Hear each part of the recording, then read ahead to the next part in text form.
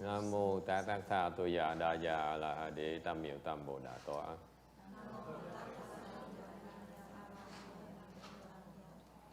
The unsurpassed, profound, subtle, and wonderful Dharma, the 100,000 million aeons is difficult to encounter. Now I am able to see and hear. I will receive and maintain it. I vow to fathom, thus come one's true and actual principles.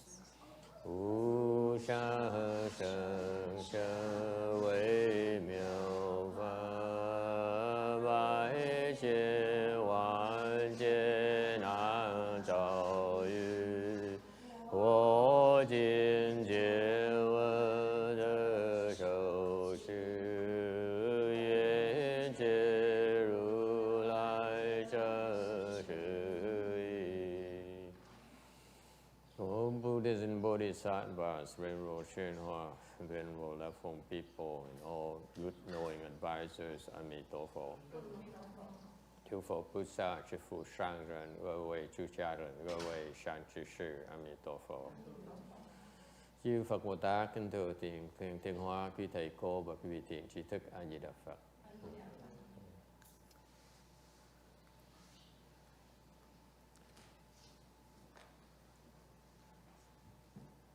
Hello everyone, today is the 26th of February 2017.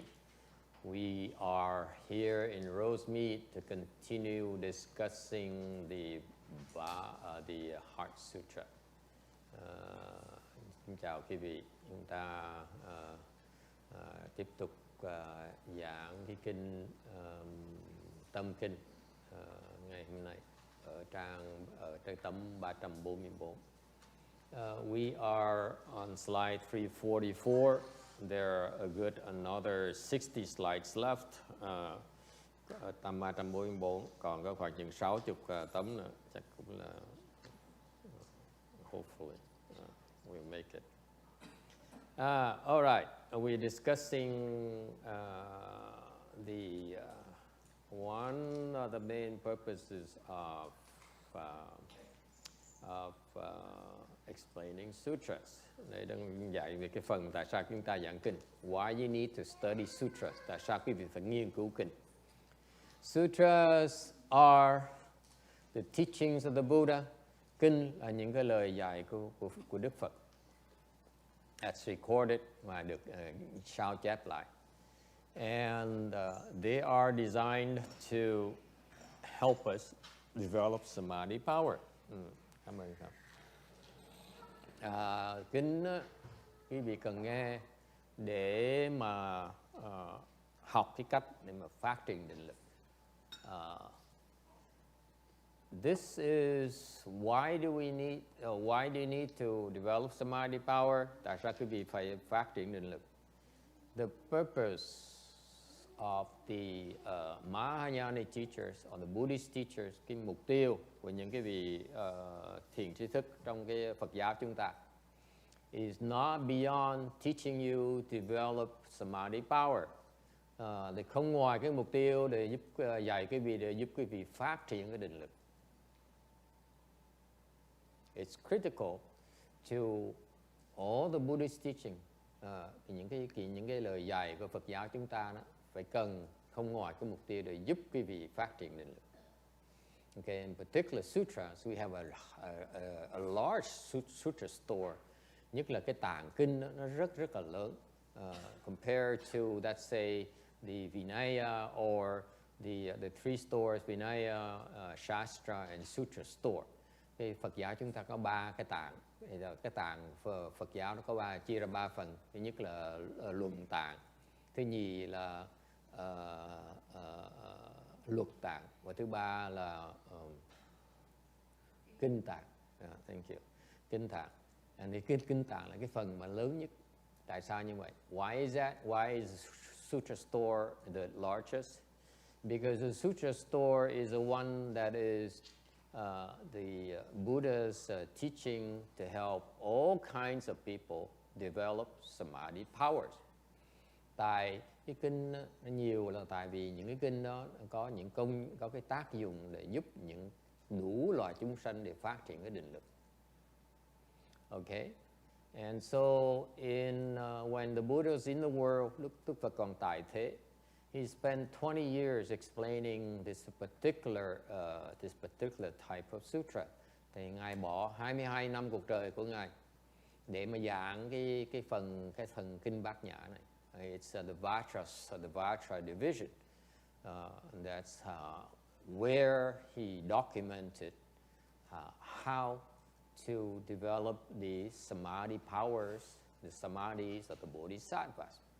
Thì trong cái phần kinh cái phần Bát Nhã này nữa, thì Đức Phật dạy chúng ta ghi chép lại, dạy cho chúng sanh cái phương pháp để phát triển định lực của các Bồ Tát. Okay, and that's why it's one of the important divisions of the Mahayana text that we need to investigate. Những cái người tu Bồ Tát đạo đó phải cần nghiên cứu cái phần Bát Nhã này, kinh Bát Nhã này, cái bộ Bát Nhã này để mà đắc giác ngộ. And among which we've been explaining the Heart Sutra. Chúng ta đã giảng cái kinh Tâm Kinh là hơn 2 năm rồi. And we are part of your reciting the sutra, part of people reciting the sutra. Like the platform people recite it every day. Người xuất gia mỗi ngày đều tụng cái tâm kinh này more than once. In the morning, this morning we recited the Heart Sutra. Sáng nay chúng tôi tụng tâm kinh. Today at lunch we didn't, but a little while after the lecture we recite the Heart Sutra again. Sau khi mà giảng kinh xong, chúng ta hồi hướng công đức để giúp cái chúng sanh vãng sanh đó, thì tụng tâm kinh nữa. Evening we recite the Heart Sutra again. Tối nay chúng tôi sẽ tụng tâm kinh nữa. So we recite more than once every day. What for? Tại sao chúng tôi tụng cái tâm kinh để làm cái gì? Every time you recite the Heart Sutra, you plant the seeds for you to develop the samadhi powers, the samadhis, and the wisdom of the bodhisattvas.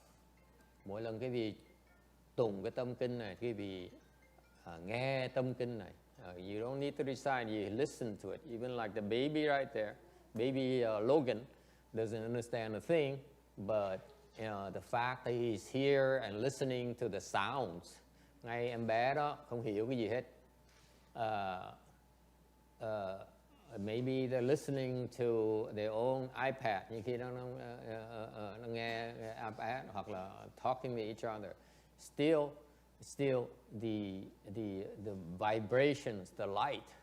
Thì mặc dầu như vậy, thì những cái ánh hào quang của cái tâm pháp tâm kinh này, the radiance from the Heart Sutra will plant the seeds, trồng cái chủng tử for everyone who are here and who can listen to it. Người mà có mặt ở đây hoặc là trong tương lai sẽ nghe như vậy. Okay, they will plant the seeds for developing the samadhi power and again the wisdom of the bodhisattva. Cái vị trồng chủng tử để sau này phát triển cái định lực và cái trí huệ của Bồ Tát. That's how important it is. Okay, so much more it is if you are able to understand what the sutra means. Nếu như quý vị hiểu cái tâm kinh đi nữa, thì cái chủng tử nó còn cái chất lượng nó còn cao nữa. So if you are able to understand the Heart Sutra, then your seeds are even much better quality. All right. So part of practicing a bodhisattva path is to develop, to enter samadhi. Thì cái con đường của Bồ Tát đạo là nhập định. Okay. And we talked about what it takes to enter samadhi. Chúng ta đang giảng về làm sao để nhập định. We talked about the factors that prevent you from entering samadhi. Chúng ta đã giảng sơ về cái lý do mà muốn nhập định mà cái vị nhập định không được á, là tại cái vị có những cái cản trở. You have these 5 obstacles, có 5 cái loại chướng ngại mà khiến cái vị nhập định không có được. Okay. The first one is envy. Thứ nhất á, là cái lòng tham.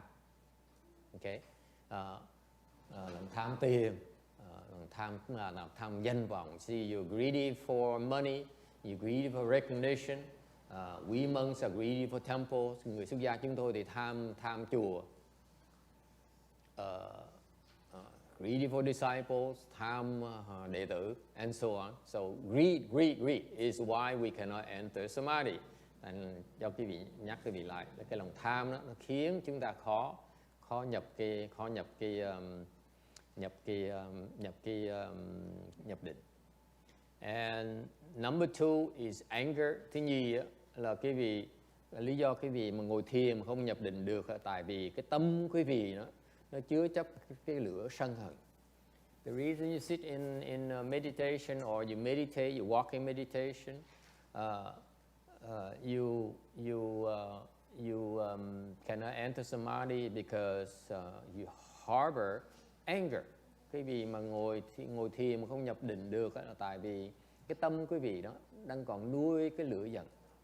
Something you didn't like, something you didn't get earlier, and you make you upset, and you still, the fire is still smoldering inside of you. Cái gì nó làm cái vị phật lòng, hoặc là cái gì mà không vừa ý đó, thì bỗng nhiên nội sinh có lòng giận, mà cái lửa giận nó vẫn còn than hồng, nó vẫn cháy ở dưới. Okay, and that's why when you sit down, you cannot enter samadhi. Mà ngồi xuống thiền hoặc là tu thì khó mà nhập định. Okay, those are 2 obstacles so far. Mình đã giảng về 2 cái loại hoặc là chướng ngại để nhập định. The third one is laziness and torpor. Thứ ba đó là lười biếng và ngái ngủ. Okay, laziness and torpor. Cái lười biếng với là ngái ngủ. Là sao? What is that? I don't know what happened, but when I was a novice, lúc thầy còn làm còn sa di đó, I was able to get up every morning. Thầy sáng nào, I got up at 2:30 every single morning. Sáng nào cũng dậy 2:30 hết. I would recite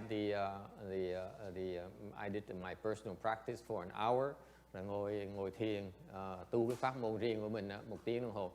Now we get up and go to the Buddha Hall and do the morning ceremony. Rồi 3:30, 4 giờ thì tới cái Phật điện để mà làm công phu khuya. And it's without fail. And now my students are just the exact opposite. Học trò thầy thì khác. They can't get up to do morning ceremony. If they can, it's like sporadic. Học trò thầy thì dậy không được. Mà dậy được thì thỉnh thoảng mới dậy được một lần thôi. And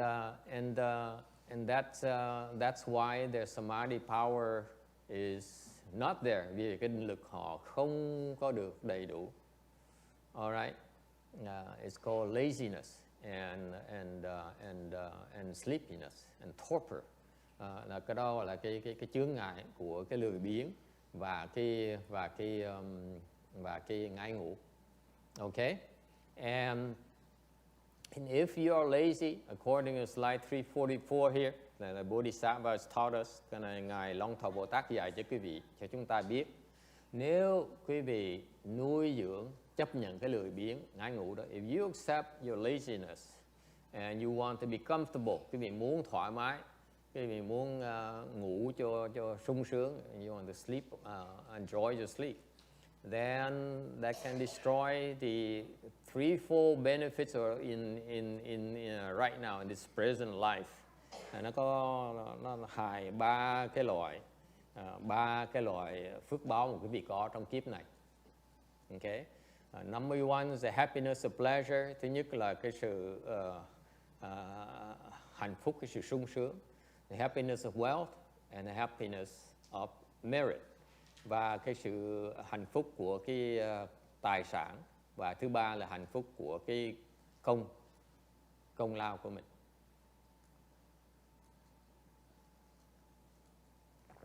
Okay. So in other words, if you're lazy and you indulge in oversleeping, quý vị mà lười biếng hoặc là hay ngái ngủ đó, là quý vị sẽ giảm bớt cái sự hạnh phúc của mình, cái sung sướng của mình, cái tài sản của mình và cái công đức của mình. So reduce your enjoyment of pleasure, of wealth and merit. Okay. But in all fairness, cái sự thật á, phải nói là it turns out that some of my disciples are afflicted with depression. That's why they don't realize that the fact they oversleep and they sleep a lot is because the effect of this depression goes. Thì nói cho quý vị biết, thầy chỉ mặt cho mấy con quỷ cho nó biết, đừng tưởng thầy không biết đâu. So just to point them out so that they don't think that they think they can get by without being noticed at this temple, and that my disciples are sleepy because they don't realize they're under attack by the depression ghosts. Okay, any questions? And we let it happen in order to help them become more vigorous. Để cho nó làm như vậy để cho tụi nó học bài học để mà biết tinh tấn hơn một tí nữa. Okay. Number 2, can destroy the definitive happiness of the present and future life. Và cái lười biếng và cái ham ngủ đó, ngái ngủ, mê ngủ đó, nó sẽ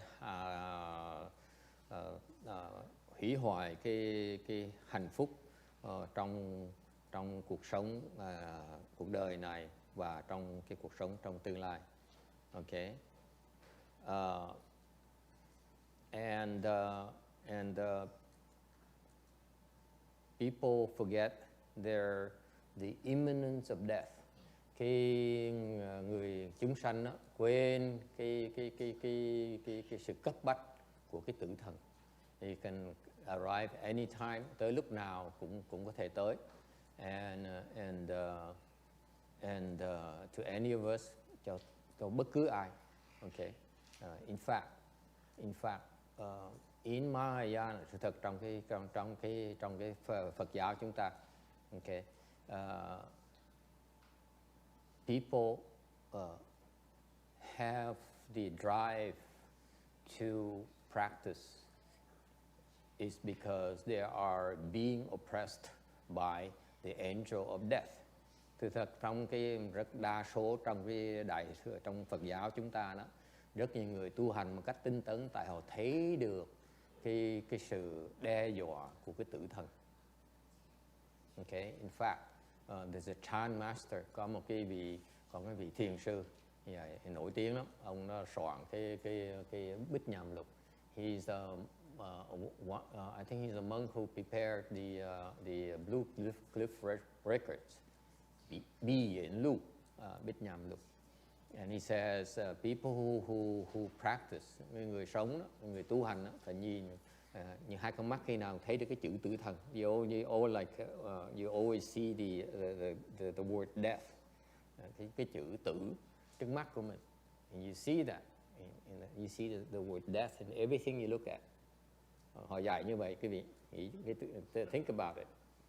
It's like you have the character death, the word death in front of your eyes. So you look at everything, you see death. Dễ sợ. Đến lúc mà những cái người ta tu đó, tinh tấn đó, đến cái độ lúc mà ta có cái chữ tử, chữ chết ở đây trước mắt mình đó. Bất cứ cái vị nhìn cái gì để thấy chữ chết trước mắt thấy đó. Yeah. You look at a red car, chiếc xe màu đỏ đẹp, you see death. Okay? You see a big church, thấy cái chùa lớn thật lớn, see death. Okay? You see a nice girl, thấy cái ông đẹp trai, thấy chữ chết. Okay? Isn't that depressing? Yes. That's why you want to cultivate. Bởi vậy mới chịu tu. Okay? Does it work? Huh? It didn't work for me. Never mind. Okay. Slide 345. tấm 345. The Buddha reprimanded his lazy disciple, one of his lazy disciples. Đức Phật rầy một cái người đệ tử rất là lười. He says, get up, don't stay lying down. Nói là con đứng dậy, con thức dậy, không nên nằm xuống. Protecting your rotten body, đang bảo vệ cho cái thân mà nó đang hư hoại. Okay.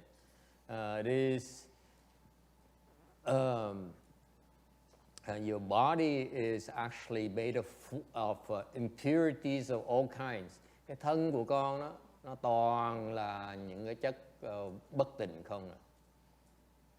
Okay. Yeah. And if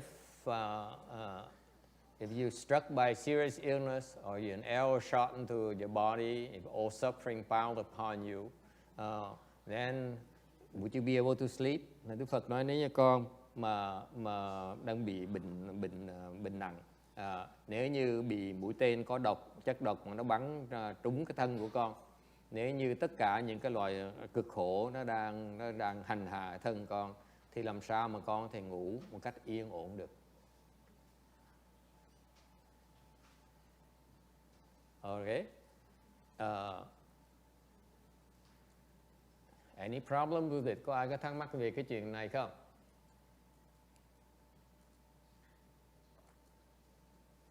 People might say, this person might say, but We're Honor One, I don't have any illness. Có người nói, có thể trả lời nói, bạch Đức Phật, con đâu có bệnh gì đâu.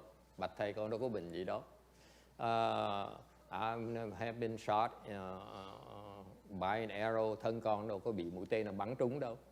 And I'm very happy, con rất là hạnh phúc, con đâu có thấy khổ sở gì đâu. I don't see any suffering.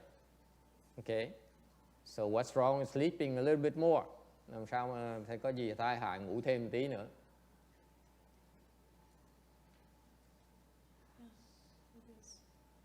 What does sleep represent? Cái ngủ nó tượng trưng gì thưa quý vị?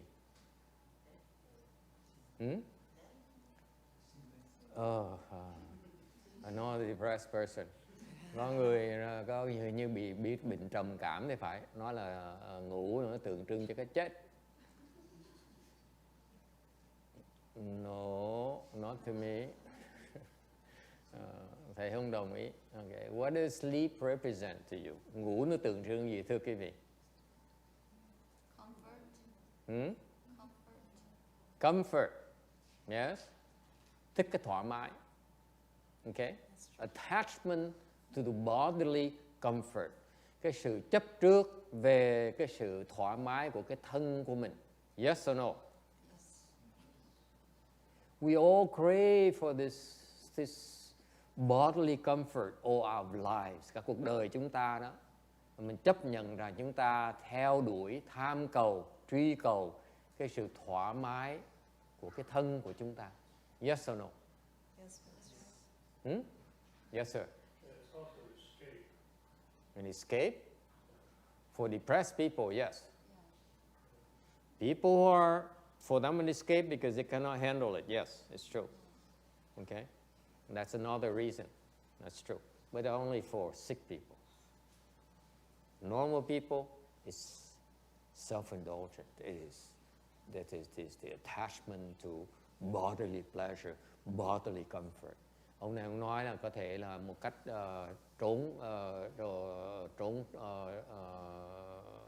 trốn thoát. Ta nói trốn thoát là trường hợp những cái người mà bị bệnh đó, người ta cần ngủ để quên. Okay? Ngủ để cái tinh thần mình được nó quên đi. So you escape because you want to forget about it through sleep. Okay? Take a break. Okay? But for most of us, sleep is actually an attachment to bodily comfort. Thành ra một cái ngủ là cái loại chấp trước, một cái ngũ dục. Nó tượng trưng cho cái sự chấp trước vào cái sự thoải mái của cơ thể chúng ta. It's very, very deeply seated kind of attachment. Đó là một cái những chấp trước rất là khó mà bỏ. Any questions about that? Ai có thắc mắc gì không? Never mind about the logic about, illness and error and suffering and so on. Khoan nói cái chuyện, đừng nói cái chuyện mà đừng không cần bàn cãi về cái chuyện là mình mới bị mũi tên có độc nó bắn trúng mình, hoặc là bị bệnh, hoặc là bị này nọ, bị bày về cái khổ sở thân mình. Actually, to me, the more direct, the more deeply seated and much more difficult issue to deal with that you cannot argue about it intellectually is this deeply seated attachment to bodily comfort. That's what sleep arises from. Thành cái ngủ đó đối với thầy đó, nó dựa trên, nó bị thúc đẩy bởi cái sự tham muốn về cái thoải mái của cơ thể chúng ta.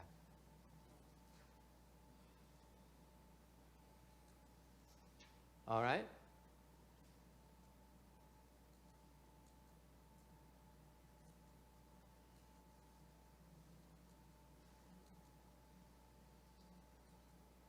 Question. Ai thắc mắc gì không? Why is it bad? Chấp trước về thoải mái cơ thể. Ok. Nó tai hại chỗ nào? Anyone? Yes, Vicky. Because it's an attachment. It's an attachment. So what's so bad about it? It's an attachment. So I'm attached to red cars. So what's the big deal? Thầy nói chấp trước có tai hại gì đâu. Cô này chấp trước về ngủ, thầy chấp trước về xe màu đỏ. So what's the big deal? Yes, sir. Use up your life for nothing. I disagree. Nói là mình phí cuộc đời của mình. I'm still young, I have plenty of time. Thầy vẫn có đủ thì giờ, phải không Kim? Yes. Like him, we have plenty of time. The hair may turn a little bit white, tóc nó hơi trắng tí thôi, it's no big deal. A little bit of a touch of gray will fix it. Yeah? Yes? Anyone? Anyone knows? Có ai biết chuyện này không? This is very critical. No one talks about it. Ít người thầy giảng chuyện này. Tại sao cô Tân Hương? Tại sao tham ngủ nó phiền chỗ nào vậy? Huh? See, Chin Xiang, she doesn't care. She says, I don't care what you're talking about. I'm going to Pure Land. Good luck to the rest of you. Cô Tân Hương nói, tôi sắp đi Tây Phương Cực Lạc rồi. Chúc quý vị may mắn, ở lại đây may mắn. Okay? So much self-confidence. Cái người tự tin dễ sợ. So she's so happy, ngồi tuần nào. Poor circus. Mấy người tội nghiệp. Why? What's so bad about the attachment to comfort? To sleep, which is a attachment to bodily comfort. Tại sao mà cái ngủ này nó rất tai hại? Tại vì thầy giảng cái gì đó là cái chấp trước về cái thoải mái của cơ thể quý vị. Nó tai hại chỗ nào? Anyway. Keeps you in the wheel. Yes. Cản trở tu hành nó. They are all theory. Mấy người nó toàn lấy lý thuyết không à. Anyone? Yes. You don't think about death. You don't think about death? Yeah, okay, what's the big deal? I have time. Nó cản trở tu hành, người ở trong vòng luân hồi, quên về cái tử thần. Yeah. Dẫn tới si mê, brings to confusion and so on. Anyone else? Yes.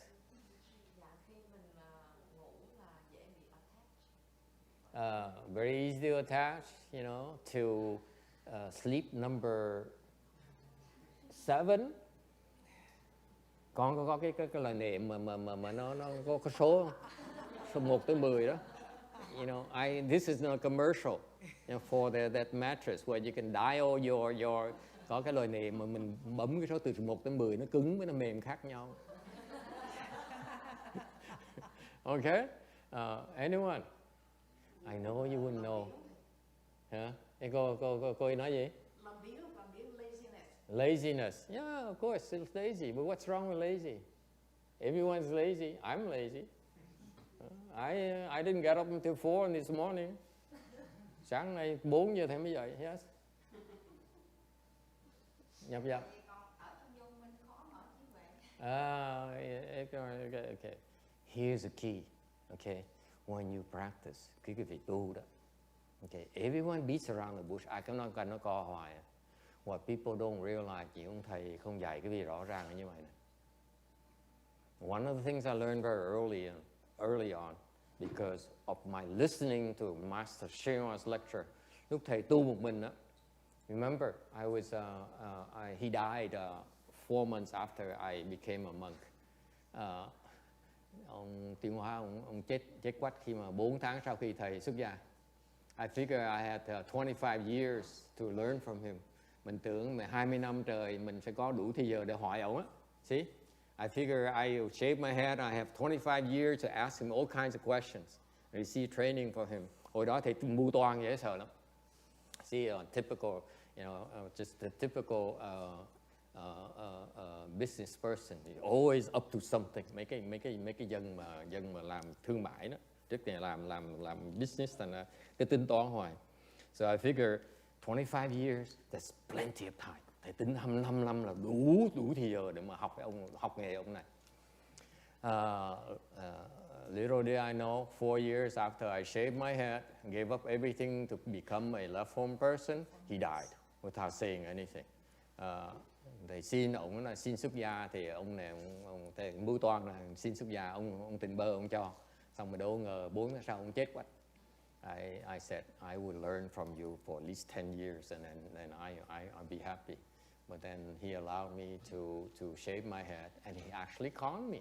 He knew he would die 4 months later. Ông này ông ác lắm. Ông rõ ràng ông biết là 4 tháng sau ông sẽ chết. At his level he knows when he's gonna die. Phải không bác Thiện? Cái trình độ for people like him, he knew when he would die. Chắc chắn ông này ông biết là ông sắp chết tới nơi rồi. And he knew exactly I was planning to learn from him for the next 10 years. Rồi ông biết luôn là thầy tính toán là vừa đi học lóm nghề, ông học 10 năm nữa thôi. Okay. So he conned me. Thầy ông gạt thầy. Look at his face, nhìn cái mặt đó. Can you imagine he's such a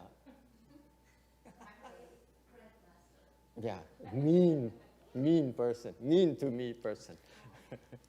Người coi như ác dễ sợ. But so what did I have? Thì còn cái gì nữa? Since he died after 4 months, sau khi chết 4 tháng rồi, I made a point not to ask him anything. Sau khi ông bỏ thầy ông đi như vậy, thầy nói đó, con không hỏi thầy cái gì đâu. You leave me, I won't ask you. Thầy bỏ con thầy đi, con không hỏi thầy. Okay? So I never asked him anything. Thầy không hỏi được cái gì hết. So I asked his pupils, hỏi học trò ông. And they all confused. They gave me one answer their answers are contradictory. Mấy ông thầy kia họ trả lời cho thầy là trả lời toàn là hoặc không biết hoặc là trả lời mà nó choảng lại với nhau. So what did I have? Thì còn cái gì? What I had is his teaching. Thì còn những lời dạy của ông thôi. So I used to read his teachings, research his teaching. Hồi đó thầy cứ nhai lui nhai tới nghe lời dạy Ngài Tiến Hóa thôi. So I figured out as I started practicing, thầy lúc bắt đầu tu đó, I realized there's one thing that is critical in the path of practice. Thầy sau mới nhờ nghiên cứu kinh đó mới hiểu rằng một cái chuyện rất là quan trọng trong con đường tu hành is the attachment to, cái chấp trước về cái thân, attachment to the body. If you do not let go the attachment to the body, you cannot reach sagely fruitions. Nếu quý vị mà không bỏ được cái chấp trước về cái cơ thể của mình thì không thể nào đắc được thánh quả.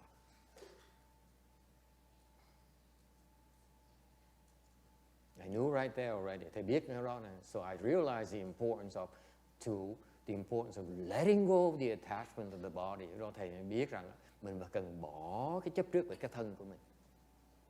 If you let go of attachment to the body, then you will no longer attach to sleep. Nếu quý vị bỏ cái chấp trước về cái thân của mình á, thì quý vị sẽ không còn chấp tham ngủ nữa. Therefore, you can enter samadhi, có thể nhập định được, and certify to seriously fruition. Nên quý vị nhập định được thì sẽ đắc được thánh quả. Make sense? Đồng ý là không? It's right there in books. I don't know why people don't, never taught me. Không ai dạy đề chừng này á. I figure it out myself. Tự nghiên cứu thấy được như vậy thôi. Okay? So I ask myself, how on earth am I gonna let go of my attachment with my body? Xong thì biết như vậy rồi mới tự hỏi, làm sao mà mình có thể bỏ được cái thân của mình, cái chấp trước cái thân của mình.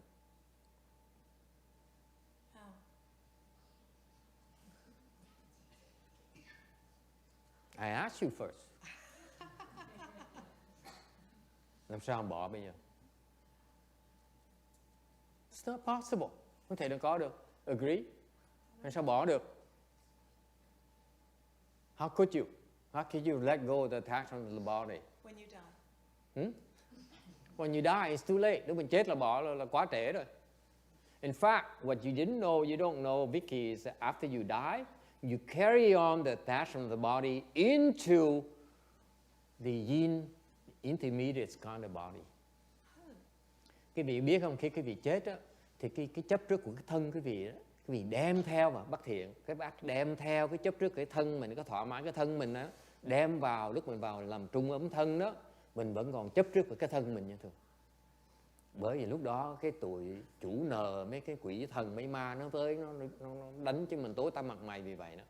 That is exactly why after you die, your creditors, the ghosts and the demons come and harass you because of the attachment to your body.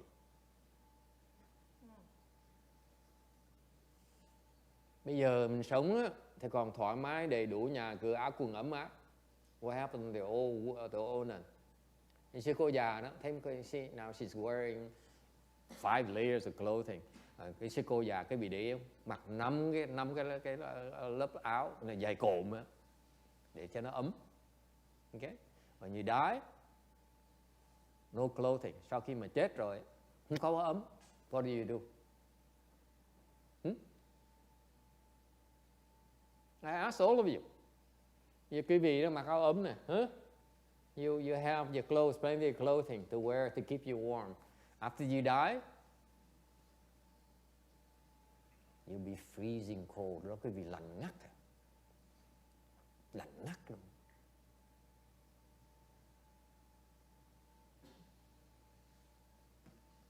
Dễ sợ lắm thân Hương ơi. Bữa nào cô chết cô sẽ biết. I said it's very scary, Chin Chang. When she dies, she'll know. The first thing is that fear. Lúc mà chết một cái đó là khiếp. Cái lạnh nó dễ sợ lắm. Vậy nên cố gắng tu thầy. Cố gắng luyện lịch và tu là nên né cái chuyện đó.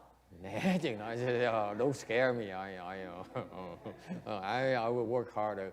Cô Thương nói bây giờ thầy đừng có dọa tôi, để tôi vẫn tiếp tục tu, để tôi yên thân tôi tu. Okay? So I couldn't find the answer. Yes. If we don't care about our body, but we all want to stay healthy. So even the Buddhist monk, they practice kung fu to stay healthy. So then, to keep ourselves healthy, is it to care about the body? No. The point here is you don't understand. If you attach any attachment to your body, you cannot become a sage. You cannot get out of the wheel reincarnation. Cái cô này cô nói đó, she says if you attach your body, you should at least take care of your health and you exercise whatever. I'm saying no, you missed the point because you don't understand the Buddhist principles yet. Buddhist principles is that if you want to get out of reincarnation, you need to let go of the attachment to the body. That's the principle behind it. Thầy xin lỗi, thầy giảng không có rõ ràng. Là trong Phật giáo mình dạy, quý vị muốn thoát cái vòng luân hồi là phải bỏ cái chấp trước vào cái thân của mình mới thoát được. Mà nếu còn chấp trước vào cái thân mình không thể nào thoát được. Thầy mới chứng minh quý vị thấy cái vị chết á, cái chấp trước đó vẫn còn trong óc của trong tâm của quý vị đó, lúc mà chết đó, thì qua cái trung ấm thân, cái cảnh giới trung ấm thân đó, thì cái chấp trước nó vẫn còn đó, vẫn còn mất đâu hết, vẫn còn y chóc như vậy. And that's why I illustrated that, you know, because what you accept as an attachment to your body right now, when you die, you carry on the attachment to the next intermediate stage called the intermediate skandha body. And that's why you get in big trouble. The ghosts and the spirits come and harass you. Okay? That's why you fall. Lúc đó mình đọa vì vậy. Tới nó hành mình tối tăm mặt mày luôn. Đừng nghĩ chuyện Tây Phương Cực Lạc cô ơi. Đó là đừng hy vọng. Đừng có hòng. When you that state and they come harass you, you cannot think straight. Không cách nào ấy được hết. Không cách nào suy nghĩ được hết. Okay? Sáng suốt được hết. So how do you let go of the attachment? You cannot figure it out right now. What makes you think you can handle it after you die? Hiện bây giờ mình làm được. Làm sao khi mình chết mình làm được? Right? Big problem. I ask myself, so how I'm going to let go of the attachment of the body? Làm sao mình bỏ cái thân mình bây giờ? Chấp trước cái thân mình bây giờ? That's a nice thing of Master Sri Hoa. Cái này nó hay Ngài Tiến Hóa chỗ đó đó. He tells you should let go of the attachment of the body. Ngài nói là quý vị nên bỏ cái chấp trước cái thân. But he didn't tell you how. Ông không dạy mình cách. That's exactly why I wish he were alive so that I could ask him. Lúc đó mình mới tiếc. Nó phải chi mà ông còn sống thì mình tới mình hỏi một câu này cho mình yên thân. Chứ hỏi không ai trả lời được hết. No one could answer me. Okay? Oh well. Moving on. Wait. What? What's the answer? Yes. You want the answer? Yes, Master. Well.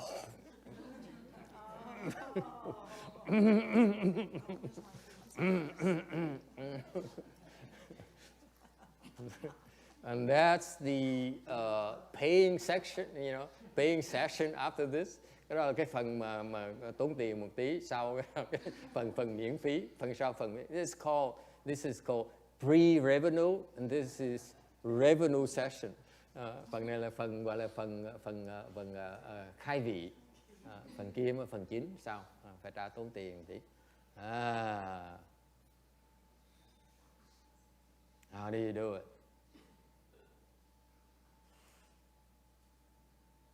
What do you think? Yes, Vicky. Through meditation. Meditation, okay, but meditation is you obstructed by the attachment to the body. So how does meditation resolve it?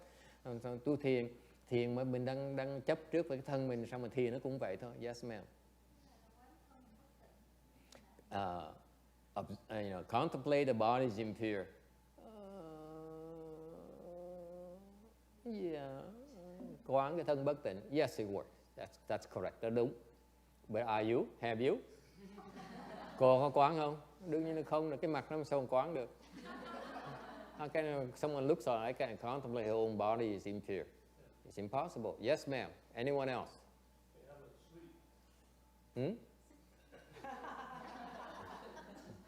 Sleep. Yeah.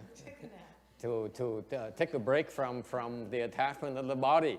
Nói ngủ đi để quên cái chấp trước của cái thân của mình. Very good. Very clever. Hopeless. Cái này là vô ích. Yes, ma'am. How you let go? You have to train your mind, like tell your mind that you live in a body, but you're not body. You train your mind. You train your mind. You reason it out, right? Okay. Intellectually, you train yourself. Intellectually, you keep on thinking about it, you become depressed. You won't be able to get out of it.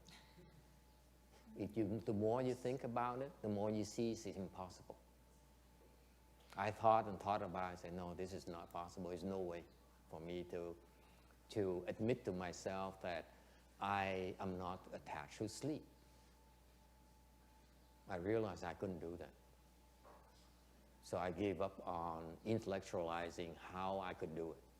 Lúc đầu cái cô này cô thông minh lắm, cô hỏi là mình ngồi mình suy nghĩ đi, mình tính rõ ràng, mình hiểu rõ ràng cái chuyện nó như vậy.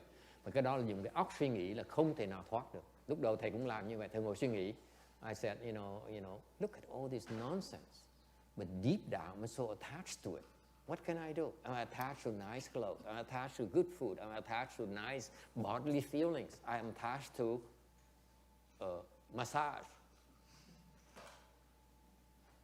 Ok? Lúc đó thầy không thể nào mà suy luận ra được. Mình phải chấp nhận là cái tâm mình đó, nó thích những cái chuyện mà mình không thể nào mà mà phủ nhận được. Mình thích những cái cảm giác thoải mái, những cảm giác sung sướng. Mình cách mình bỏ chuyện đó, cách nào mà phủ nhận đó được hết. I could not fool myself to thinking I don't like pleasant feelings. Fooling yourself, intellectualizing doesn't work. Không thể nào mà dùng cái trí mà giải quyết được. So what she said is correct. Yes. Follow precepts. Precepts? Follow precepts. Precepts will not help you overcome your bodily attachment. Giữ giới không thể nào giúp quý vị bỏ được cái chấp trước về cái thân của mình. Why is that? Why do I say that? Many monks, many Buddhists keep precepts, 5 precepts and 250 precepts, and yet they do not become enlightened. Rất nhiều người tại gia giữ ngũ giới, những người xuất gia giữ 250 giới, họ đời đời kiếp kiếp tu không thể nào thoát được, vẫn chứng được thánh quả. Ok? Yes. Go in samadhi. Go into samadhi, nhập vào định. But it's stopping you right now. It's that attachment that stops you from entering samadhi. Cô nói mình nhập định, thì cô nói đâu nhập định được, tại cái chấp trước của cái thân mình nó khiến mình nhập định không được. Yes sir. Anyone? I have a question. Do you think those dharmas are contemplating the stages of putrefaction? That's a contemplation of impurities. Yes, it works. But I didn't do it. What did you do? There are people that actually do that still. The attachment, the contemplating impurities is the dharma for Hinayana. Never turn on my Hinayana dharmas. Cái lúc mà bên Nguyên Thủy á, họ có cái pháp rất là hay, họ quán cái thân bất tịnh. Nếu cái việc quán cái thân bất tịnh nó cứ quán hoài như vậy sẽ thoát được cái chấp trước của cái thân. It's the fact of the matter is the Hinayana, if you follow the practice of contemplating the impurities, the 9 impurities of the body, you will be free of the attachment to the body. That is true. Cái đó rất là tuyệt vời. Ok? Như điều cái khổ của thầy lúc đó, bỗng nhiên từ nhỏ, từ lúc đầu tu bây giờ không thích những cái pháp tiểu thừa. I never liked the Hinayana Dharma for some reason. I don't understand why not. But I never was turned on by that. It's a good thing, by the way. Cái đó là cái may mắn của thầy đó. Ta vào cái thế rồi thấy kẹt. You go into there, you get stuck. Sẽ bị kẹt. Okay? And that's beyond the scope of this lecture. Cái kẹt này thầy không thể bàn ở đây được. Cái này nó quá cái trường hợp, cái trình độ của quý vị. Yes? So how do you deal with that? Ngủ ngồi. She says, sit sleeping. Oh yeah, there's a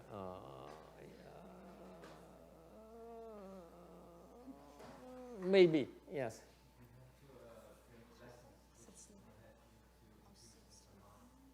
Cái blessing increase samadhi, tạo phước để tăng trưởng định lực. Okay? So what happened?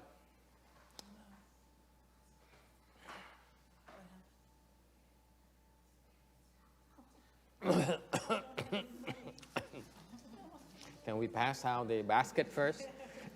mình chuyển cái giỏ. This is when you know, please make a donation. Yeah.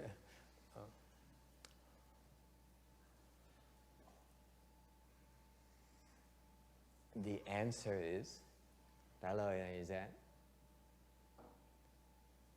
you only need 2 things, sẽ cần biết 2 chuyện thôi. Okay? Number 1, okay, unlike the Hinayana, okay, The Mahayana is much more precise. Cái thứ nhất là bên Đại thừa mình nó rõ ràng dễ sợ lắm. Bên Nguyên Thi họ không giảng cái gì rõ ràng như vậy đâu. The in Hinayana teach you about contemplating the impure.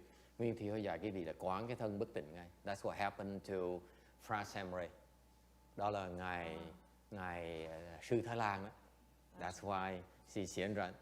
Oh yeah, yes, it's okay.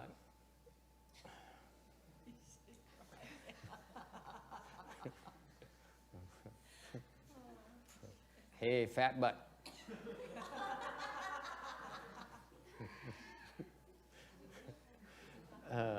Bởi vì cái ngài sư Thái Lan đó phương pháp đúng thì thầy khen quá trời như vậy. Thầy cứ đem lên 2-3 lần như vậy. That's why the Thai people has got it. That's why I'm so impressed with them.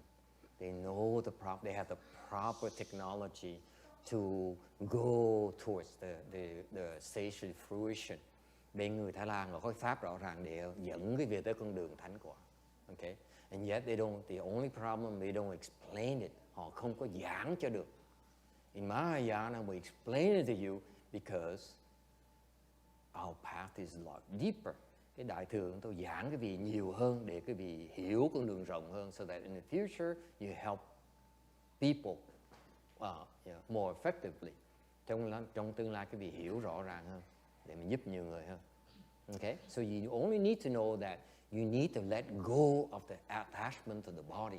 Thành ra cái Đại thừa mình dạy cái gì là cái gì phải nhớ hiểu cái tầm quan trọng là biết là cái chấp trước của cái thân của mình đó, là cái tai hại lắm. So far so good. If you plant the seed, you need to let go of the attachment. That's number one. Cái thứ nhất cái Đại thừa mình đi để dạy cái gì phải bỏ cái chấp trước cái thân, cái chủng tử đất đá mình phải bỏ. Some point in time down the road, you have to let go. Tại tất cả cái vị sẽ thành Phật. All of you will become Buddhas.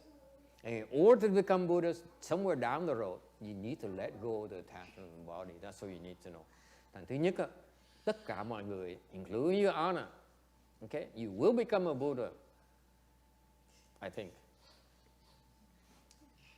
Yes. Okay? And, yeah, that's you, talking to you. Okay? So eventually, you become a Buddha because somewhere down the road, you will be able to let go of the attachment to the body. Hay chỗ này là chỗ đó, là quý vị chỉ cần biết rằng trong tương lai quý vị sẽ có thể bỏ được. You'll be able to let go. Is it clear? Yes. That's all you need to know. Yes, Master. Okay? Okay, yes, Master. And number 2, Two.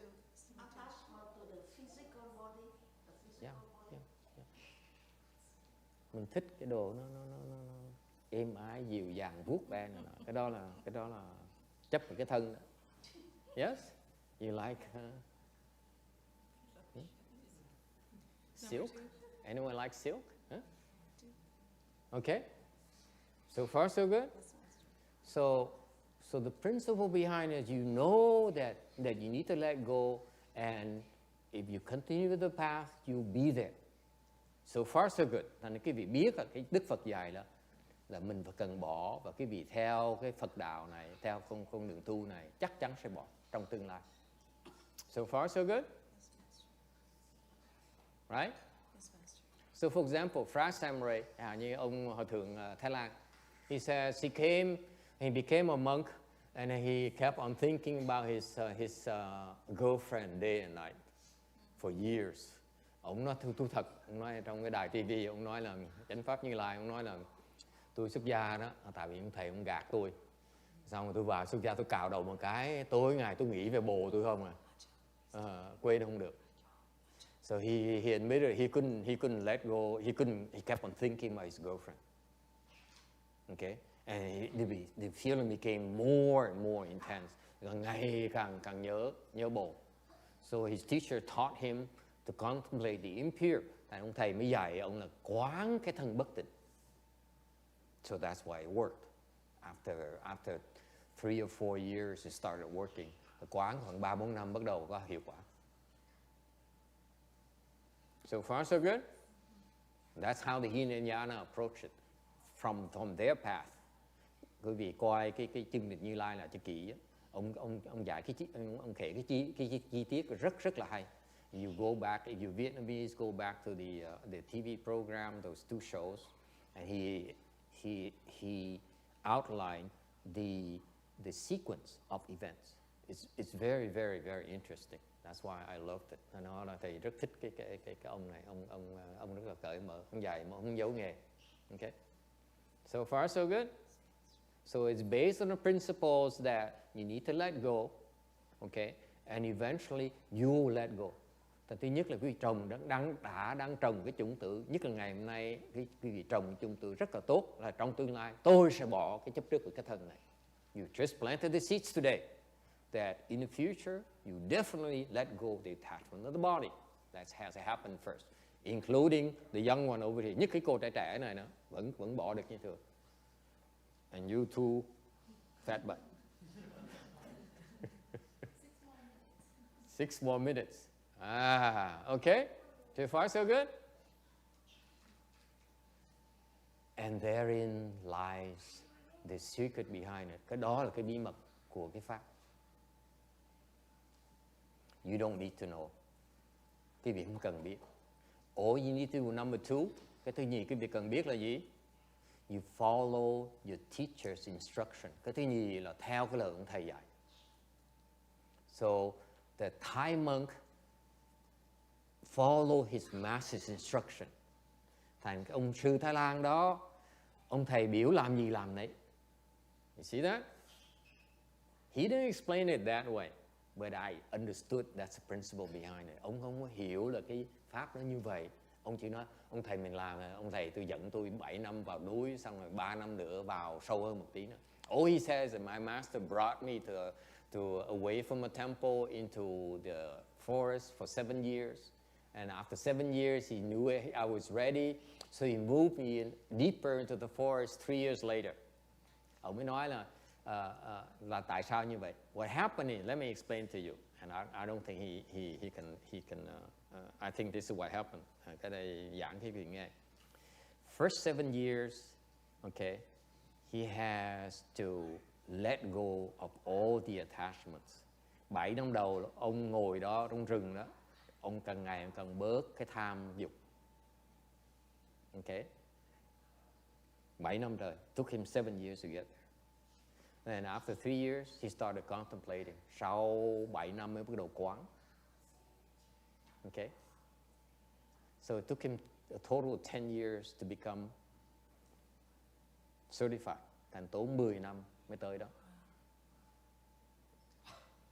And that's a earth-shattering event. Lúc mà ông tới đó rồi là một cái chuyện kinh thiên động địa, thưa quý vị. It is earth-shattering. Okay?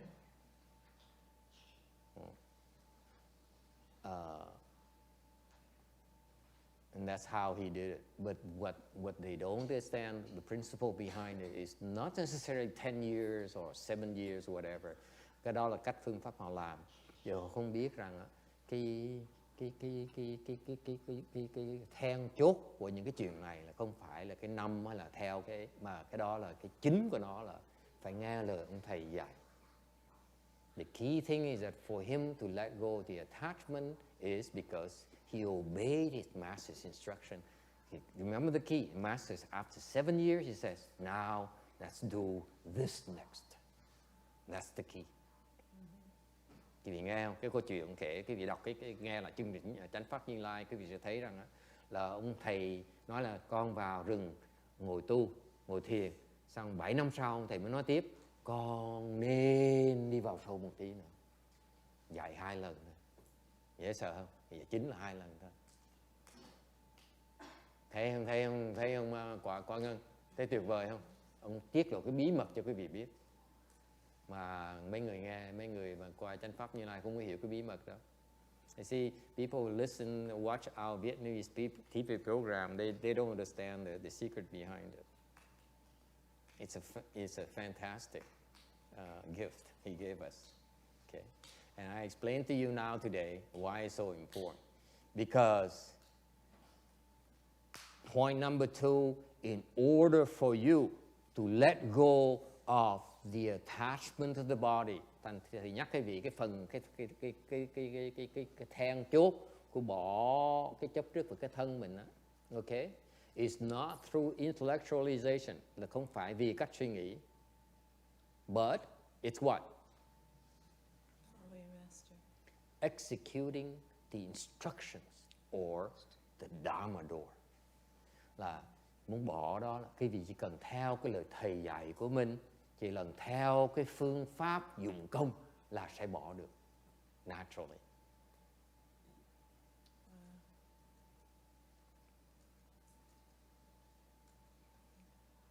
Một cách tự nhiên, quý vị tu theo cái phương pháp đó, pháp môn đó sẽ bỏ được tự động, không cần suy nghĩ. You don't need to think about it. Không cần suy nghĩ. Dễ sợ không? Because that's what happened to me. I first wonder, I thought of ways to let go. Tại lúc đầu thầy khi mà hiểu cái lý rồi đó, thì bắt đầu mình suy nghĩ làm sao mình bỏ được bây giờ, mà nghĩ không ra. I couldn't even figure out. I couldn't figure out. Nghĩ không được.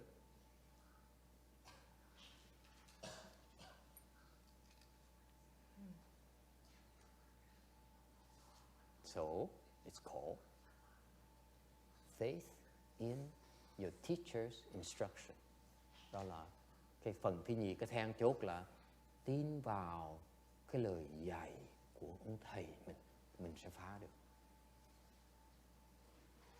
Chứ không cần phải quán bất tịnh. Quán bất tịnh ấy, nó còn chậm. You don't necessarily need to contemplate the impurities. Maybe it's too slow. Mahayana could be just like that. Tại thường mà có những pháp môn tức tốc là phá được ngay lập tức. Đâu cần quán bất tịnh đâu. Don't need to contemplate the impurities. Okay? Does it help? Yes, master. Có lý là không? And then they still, the paying session was specified to you the exact instructions. Okay? Not impressed. Okay, well, I lost my chance to make money. Khổ.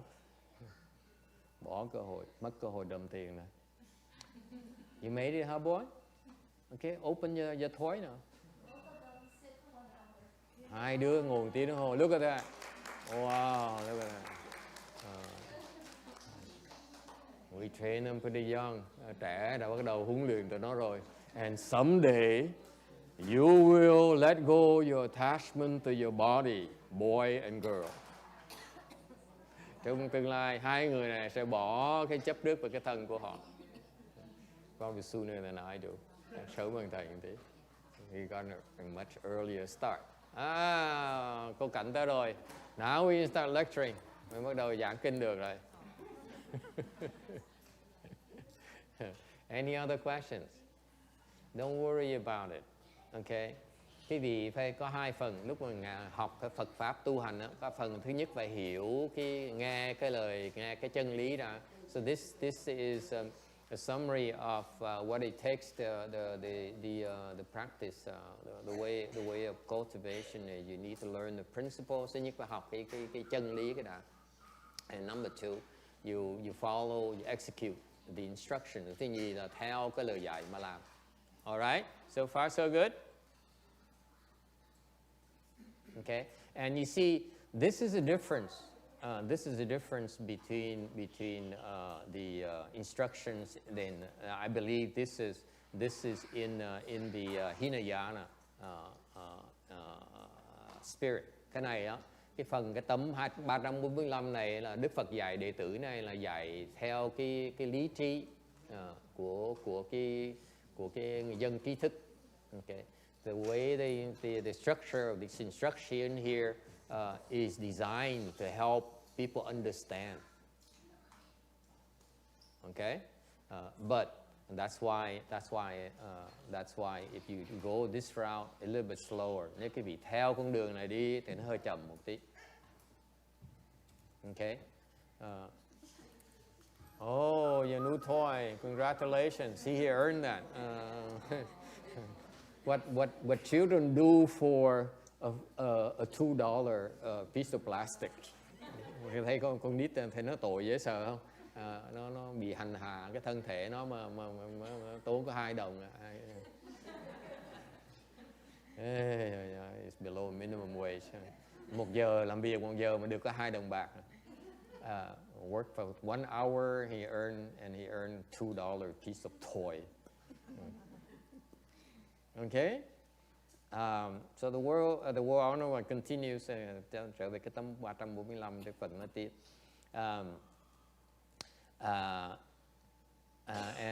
If you realize that the world is burning and you're trying to escape, or there's a flood right now and mudslide, you're trying to escape. Đức Phật nói chẳng hạn bây giờ cái thế gian nó đang cháy hoặc là đang lụt, thì mà con đang cố gắng chạy, làm sao mà ngủ được? How can you even think of sleeping? Sao nghĩ tới chuyện ngủ nghỉ được? So he gave another analogies. Đức Phật còn có mấy cái ví dụ khác, like a man laden with chains, người bị gông xiềng, and is being led to a place of execution, đang bị dẫn tới để mà nó cái bị xử tử. And you see that the end is near. Thấy cái cuộc đời nó sắp bị chấm dứt rồi. Sao mình nghĩ được? How can you even think of sleeping? Okay. All these are intellectualization. Đây là những cái cách suy nghĩ. Okay. If you do it, actually it's very useful. Thực ra những cái lời dạy rất là hay.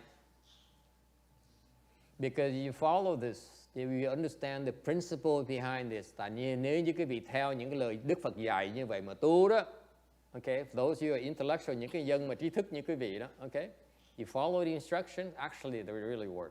Theo những lời dạy như vậy sẽ có hiệu quả. Okay, because if you do that, time and time again, day in, day out, one day you understand the principles behind this, all these instructions. Quý vị làm theo những cái lời trong kinh này giảng như vậy, okay, giảng cứ làm lui, làm lui, cứ thất bại hoài. You fail day after day after day, and one day you break through, you understand why he gave such instruction. Lúc đó quý vị cứ tiếp tục làm hoài, một ngày nào đó trong tương lai quý vị sẽ hiểu được tại sao Đức Phật dạy như vậy. Có cái lý phải tại dạy như vậy. And it's when you do this, it starts with intellectualization. Lúc đầu làm là bắt dùng cái óc suy nghĩ để làm riết rồi sẽ hiểu được tại sao phải nó có cái lý ở sau này. Okay, there's a principle behind this, and you can discover it for yourself. Quý vị làm sẽ thấy được cái lý này. And that's why once a teacher understands it, một khi mà ông thầy mà thấy được cái lý này rồi đó, okay, thì giúp học trò mình đi qua cái này nó lẹ hơn nữa. If once a teacher understands this, then he can give you shortcuts. Okay? Thành mấy cái ông thầy mà một sách đó, đọc cái này nói này thôi á, là không thể nào giảng cái đường tắt được. So that's why the teachers who refer to this as these different ploys and different schemes for you to do, and they keep on telling you about this, okay? It's because they have not executed yet. That's why they cannot give you a shortcut. Ông thầy mà chuyên môn giảng thì những cái lý này theo đường sách vở này, cái nói là tôi theo sách mà tu thì tới đó, là những người chưa làm tới nơi tới chỗ, thành không biết đường tắt. Chỉ nhắc lại lời Phật dạy thôi. Đúng, nó có lý, nó đúng, nó có hiệu quả, nhưng đều có những cái đường tắt mà Đức Phật không có dạy. And that's why the Sutra, it starts first by the Buddha explaining to us what to do. And you follow that, and you make it through, you see there's a shortcut behind it. Thành cái Đức Phật dạy hay lắm. Nếu quý vị không có thầy leo những lời này mà tu đó, thì một ngày nào đó quý vị thành công rồi, quý vị sẽ thấy được có cái đường tắt.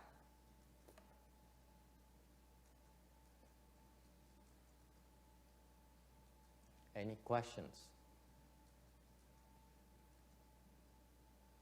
Thành ra những cái ngài Tân Hóa, ngài hay chứ ngài giảng, ngài không có theo sách vở nữa. That's why I adore my master, my late master, because he doesn't follow these these types of intellectual discussions anymore, instructions anymore. Thành quý vị để ý những cái bài giảng Ngài Tiến Hóa dạy tu đó, Ngài không có theo những cái lời sách vở như này nữa, mà Ngài dạy chúng ta toàn là đường tắt không. He only taught us the shortcuts.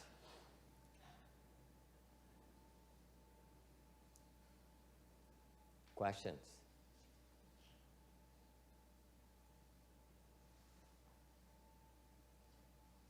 Okay? 346. And the Buddha goes on and on, he says, and Đức Phật giảng tiếp, the chains, the enemies are not destroyed, the foreign thorns are removed. If you don't destroy the chains and you don't destroy the enemies, then they still are controlling you. Cái gì mà không có gạt bỏ những cái gông xiềng này, thì những cái địch thủ quý vị nó vẫn kềm chế quý vị được như thường. Okay, and that's what's lacking. Okay, what you should get from this so far is not just the fact that all this intellectualization of the concepts.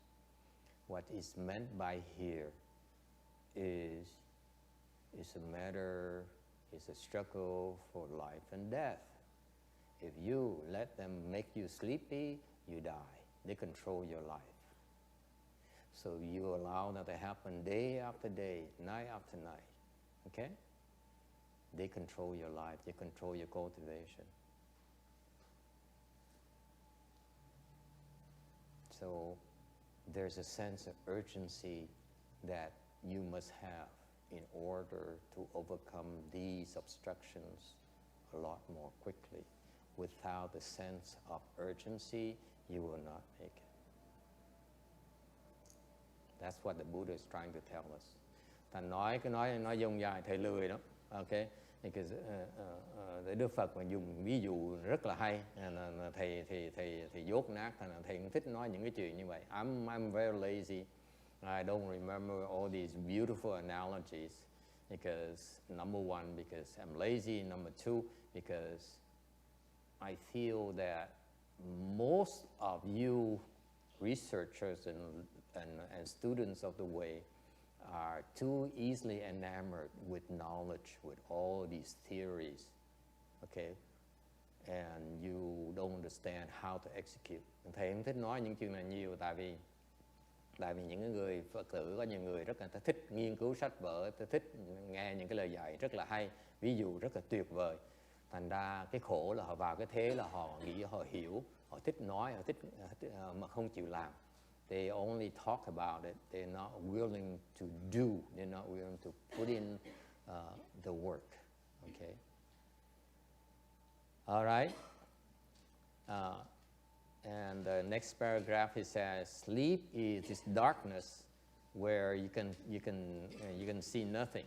Cái ngủ đó là nó tương tự như là một cái vòm đen tối mà quý vị không thể thấy được gì hết. And every day, okay, for 8 hours or 6 hours, according to doctors, it's okay to sleep so that we can be obscured. Okay, thì như những người bác sĩ đó, phải không? Khoa học gia đó, phải không? Khuyên chúng ta nên ngủ 6 tiếng đồng hồ, 8 tiếng đồng hồ để mà nó tối tăm cái đầu một tí đi. Okay, they encourage us to sleep so that we become confused for 8 hours, 6 hours.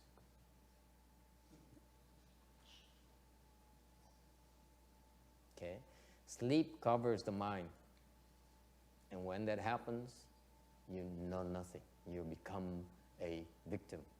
Cái ngủ đó nó che lấp cái tâm của chúng ta, và lúc đó quý vị trở thành một cái nạn nhân thôi. Okay. So how can you indulge in sleeping? Làm sao quý vị cái tham ngủ hoài? Ngủ có sức khỏe ha. So the doctor says sleeping is good for your health. Yes. Mm-hmm. Yeah. Yes. We do. Sometimes. Đôi khi nữa là khỏe. Okay. It's not good for your health. will also very good for your aging process. Ngủ á, nó giúp quý vị khỏe hơn đúng, bây giờ quý vị già hơn luôn nữa.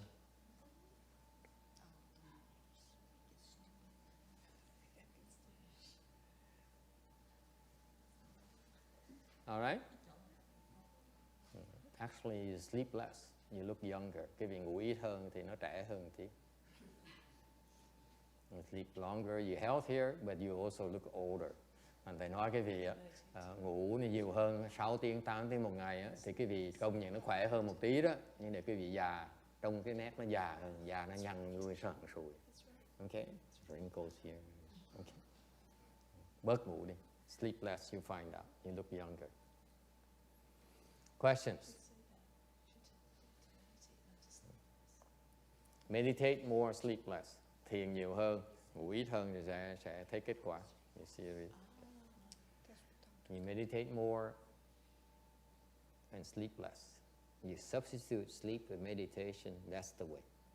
Nói cái khác, nói tóm lại cái ngủ này, cái vị muốn tránh nó là bằng cách là cứ bớt ngủ hơn một tí mà thiền nhiều hơn thay vì ngủ. Instead of sleeping, meditate.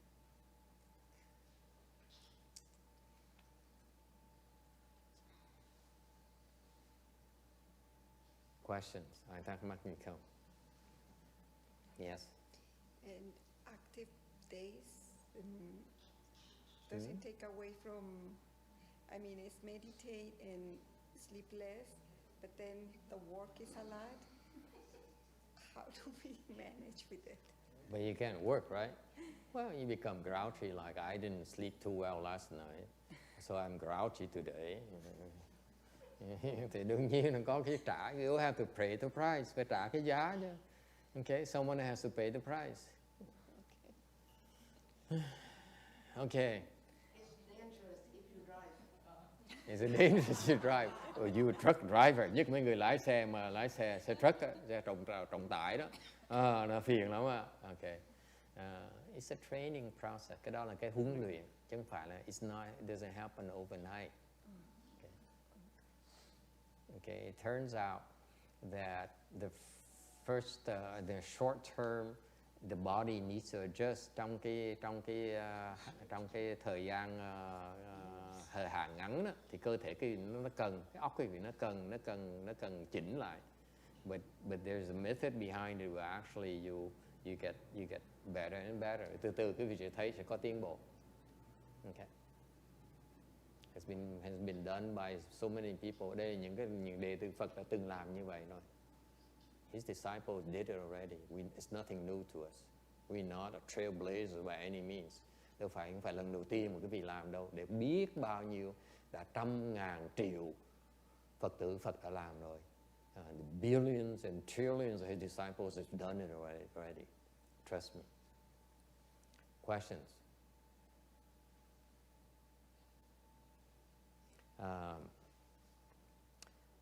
Number 4, the fourth obstacle is the excitement and regret.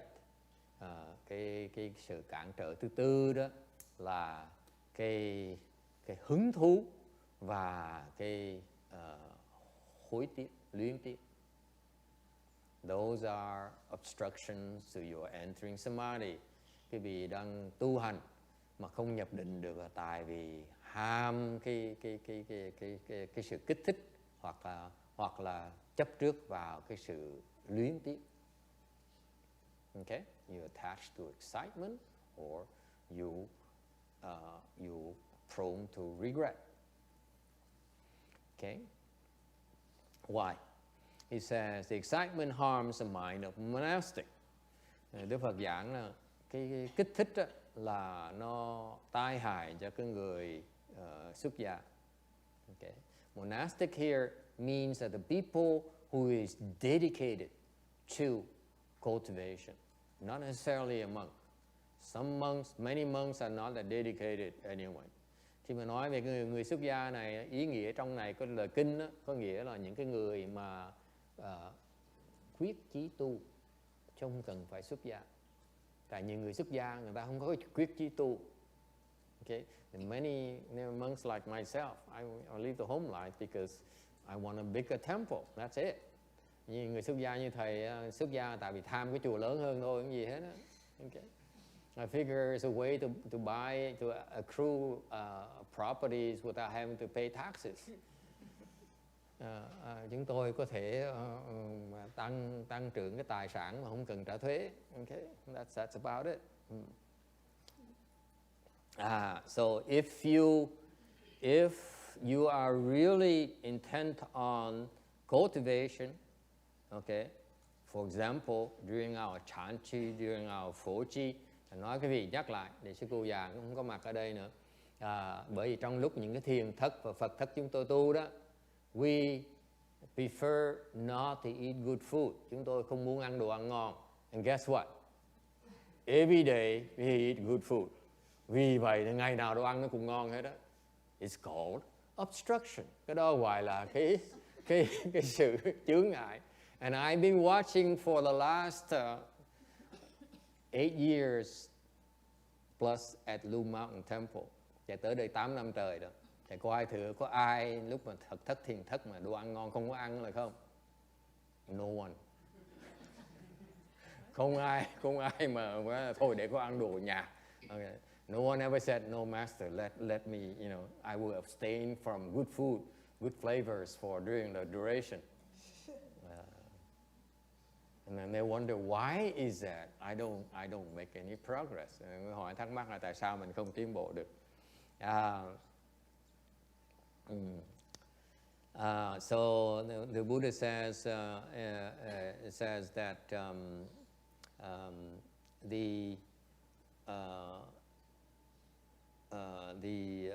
the person who really works hard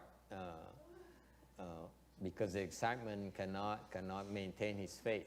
How can even a scattered mind be able to do that? When you are excited, then it's like a mad elephant without a hook or a camel without a pierced nose. Đức Phật cho cái ví dụ, cái người mà khi mà bị nó kích thích vì sung sướng quá đó, thì cũng giống như là một cái con voi mà nó nổi khùng mà không có cái móc để điều khiển nó, hoặc là có cái con lạc đà mà không có cái lỗ mũi mà bị đục cái lỗ để mà điều khiển nó. Okay? Any questions? So excitement is not necessarily good for you. Cái sự kích thích nó không phải tốt cho chúng ta.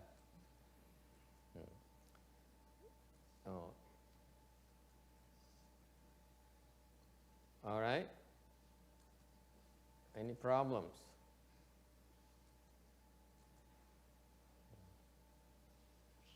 Many people read this, especially Westerners, những cái người mà thời đại này, nhất là người Tây phương, nó nghe những chuyện này, they dismiss it, người ta gạt bỏ, ta nói là những cái này là những chuyện nó vô lý. This is actually this is actually the secret to why the people who practice meditation don't make progress. Bởi vì cái vị biết không? Vì những cái người ta đi tập thiền, ta tập tai chi, whether they practice tai chi or yoga and so on, hoặc là họ tu yoga hoặc là tai chi, doesn't matter. You want to progress, okay? Excitement will stop your progress. Không cần biết, mà cái vị muốn tiến bộ đó, thì nên tránh cái sự kích thích. Alright? For example, drinking. Ví dụ, uống rượu. It's a form of instant stimulation. Alright? And furthermore, that's excitement. And the second part is regret. Phần thứ nhì là cái sự hối tiếc, sự luyến tiếc. And you regret because your mind says you should have done what you should have not, and would have not done what you should have done. And because of regret, you fall into in bad destinies. Cái sự người mà chuyên môn luyến tiếc đó sẽ thường lọt vào cái tam ác đồ. Tại sao? Vì cứ liên tiếc hoài, đáng lý phải làm, mình nên làm mình không chịu làm, hoặc mình không nên làm mình đã làm rồi. Okay, so your mind is always in conflict. Cái tâm quý vị nó chuyên môn, nó cứ cà giật, nó không có quyết định được. Okay, any questions? Ai thắc mắc gì không? 348, 348.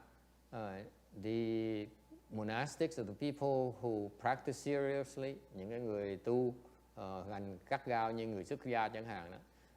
Who take pleasures in excitement, lose the profits of religious life after renouncing the joys of the world. Cái người đó khi mà xuất gia để mình tránh những cái thú vui, cái lạc thú của thế gian này, mà bây giờ để đi chạy theo cái đó là nó đi ngược lại cái con đường mình đã chọn. So you go against the purpose of your dedication. And furthermore, the person who often regrets is like a criminal, is always afraid to be caught. Thì cái người mà chuyên môn luyến tiếc là cũng giống như một cái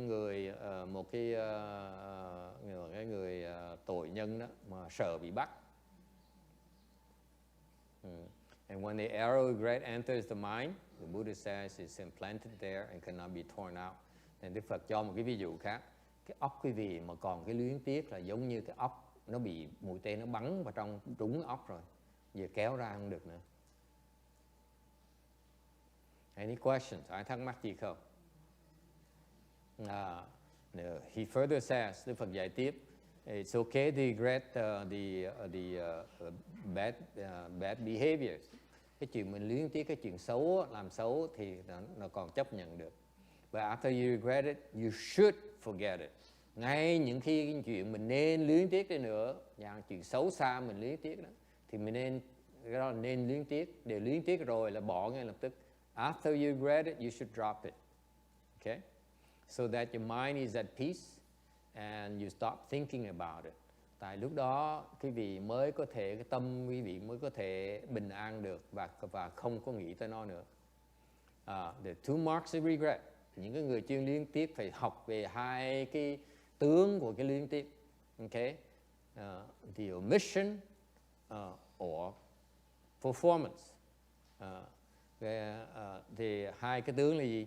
Là cái quên hoặc là cái what's performance, là cái performance.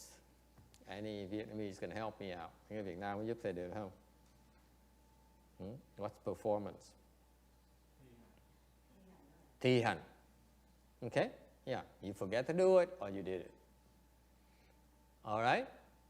That's what you regret. You regret that you didn't do it, or you regret that you did it. Okay? And you attach to such remorse is being foolish. Những cái người mà chấp trước những cái đó là những cái người thiếu sáng suốt. And you not abandon yourself to regret. Không nên để cái luyến tiếc nó kềm chế cái vị.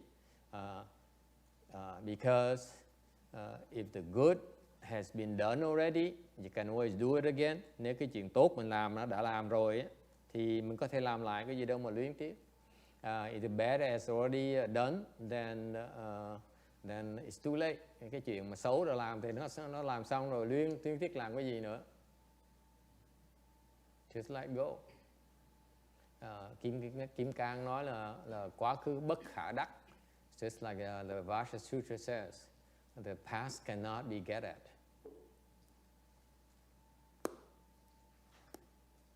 Is that brutal? All you have to do is drop it. It's done. Forget it.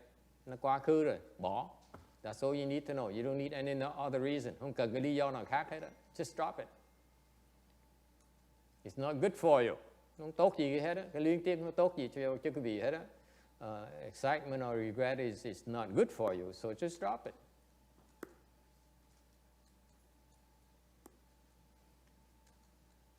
Questions?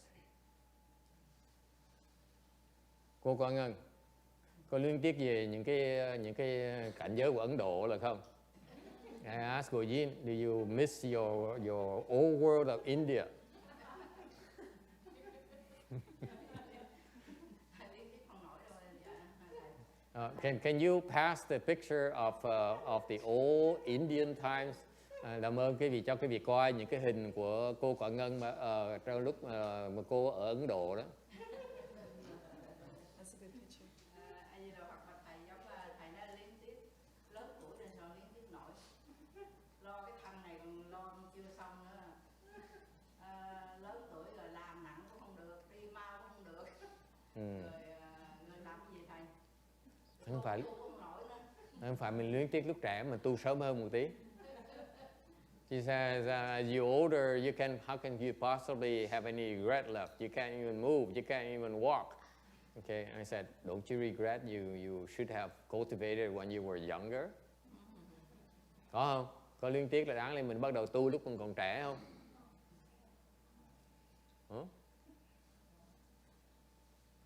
Lúc còn trẻ thì không biết tu thầy. Rồi tới mà biết tu thì nó già rồi cũng Trẻ là phải nói cách đây mới có 5 năm nữa. I said, when I was young, I didn't know. I said, no, 5 years ago, you knew about the Dharma already. Why do you have regret? Tại sao quý vị có luyến tiếc? Có ai biết không? Why do you regret? Tại sao quý vị luyến tiếc? Yeah, cô em bé. Tại sao em bé luyến tiếc? He says, death is imminent. Nó sắp chết tới nơi rồi. No, has nothing to do with death. Không có liên quan tới chết hết đó. Anyone? Tại sao mình luyến tiếc? Anyone? Huh? Julie, does Logan have regret? Thầy hỏi cô này, cô mẹ nè, con của cô có luyến tiếc là không? Does he have it?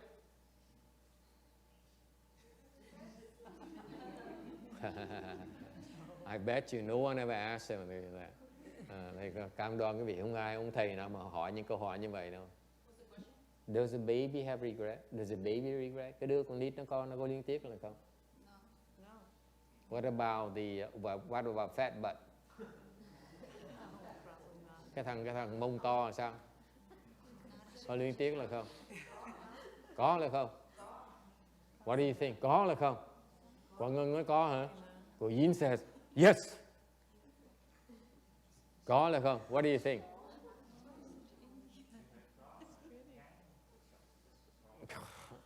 Mr. Politician, cái người làm chính trị, có nhưng có ngắn thôi.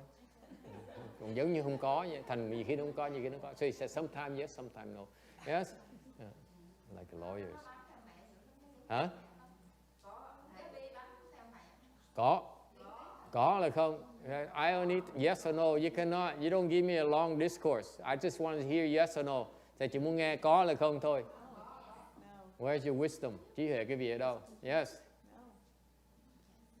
Anna. Does Master, they taught you lost already? No, I have so many regrets, and that's. You have so many regrets. No, I'm not asking about you. I know you have many regrets. Cô này có phải chi mà tôi cưới ông chồng giàu hơn. He said, I wish my husband is richer. I wish phải chồng tôi nó giàu hơn tí.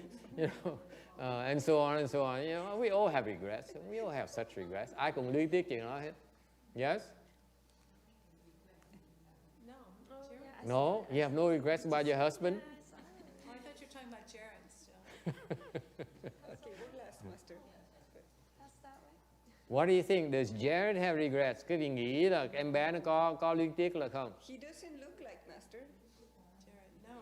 Jared doesn't look like he has any regrets. Doesn't look like he has regrets. Okay? No, he has no regrets. He's too young. I think he has a regret, but really short term, and he drops it. Why do Koreans and Vietnamese think the same? Mấy cái người Việt Nam với người Đà Hàn nghĩ giống nhau. That's not very, very good. Oh, I didn't. Sorry, I didn't. I remember once, năm ngoái, last year in particular, là Chán Chi, cái thiền thất vừa rồi, năm ngoái đó. he is horsing around. Nó chơi, nó chạy lung tung hết. This year he doesn't run around. Bây giờ năm nay nó hết chạy. You notice that? Ít chạy, now he's walking. Nó đi chứ nó không chạy nữa. Năm ngoái nó chạy. Last year you can hear him running. Okay. So he ran over to, I was here. Thầy ngay đó, lúc thầy đang giảng pháp. I was speaking Dharma during a Chanchi. And he's running around, horsing around back there. And he ran over to Shakyamuni Buddha's altar. Nó chạy tới cái bàn thờ Phật Thích Ca Mâu Ni. Rồi cô Tư Hương nghĩ sao? And he knocked over the cup of water. Nó hút cái tách nước cúng cho Phật. And rớt xuống bể. What did he do? Nó làm gì? Hmm? The only thing he did. Regret. Who said regret? Who said regret? I heard regret. Scared. Huh? Scared? Regret? What do you think? Sorry. He said sorry. He said sorry? What do you think? Cô Tâm Kim Điền nghĩ sao? Có regret là không? Kim Điền says she regrets. You better pay attention to your transcription, please. Chú tâm cái sao chép thầy một tí. What he did? No. He looked at the cup of water. Nó nhìn tới cái chai, cái chén nó bị bể. And he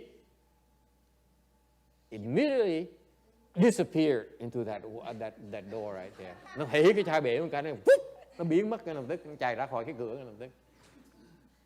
Is that a proof of regret? Cái vị nghĩ nó có luyến tiếc là không?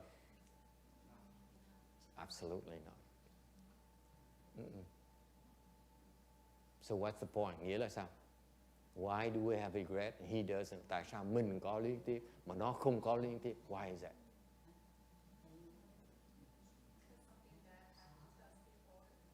Something happened to him before. He broke the other cup in the other altar before. Probably.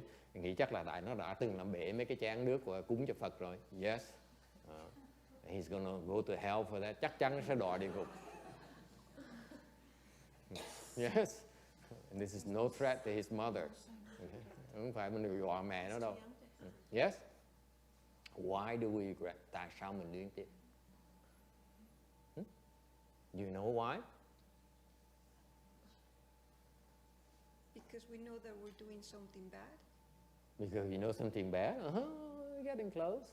Tại sao hả Ti? Tại sao mình luyến tiếc? Why do we regret? Why is it kids do not regret? Tại sao con nít nó không có luyến tiếc mà mình người lớn là luyến tiếc? Why is it we regret and the kids don't regret? Yes. We taught them to regret. Taught them to regret. Okay. Mình dạy nó luyến tiếc. Yes, ma'am. We have a conscience. You have a conscience. Mình có cái lương tâm. Cô Thân Hương. I don't care, she says. I'm going to the field. Tôi đi Tây Phương Cực Lạc. Quý vị ở lại đây luyến tiếc với nhau. You stay here with your own regrets. Anyone? Tại sao?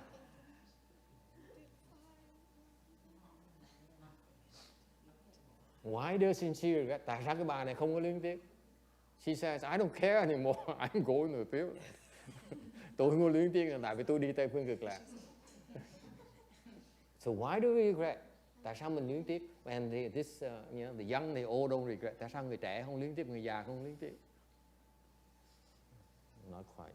Yes? Mình luyến tiếc tại mình tính toán. Tính toán. Ốc tính toán. English, Pastor. Excuse me. Español, por favor. Pass the basket around, please. Español, por favor. Yeah, the temple has our expenses. Yes? Because we discriminate. Dễ sợ không? You say, I know what's good and bad. Cái người mà nói tôi biết trái với phải. Huh? I know it's black or white. Tôi biết trắng là đen. Là cái óc phân biệt. That is the discriminating mind. If you have that kind of mind, you always have regret. Những cái người mà có tâm phân biệt đó, luôn luôn liên tiếp think about it.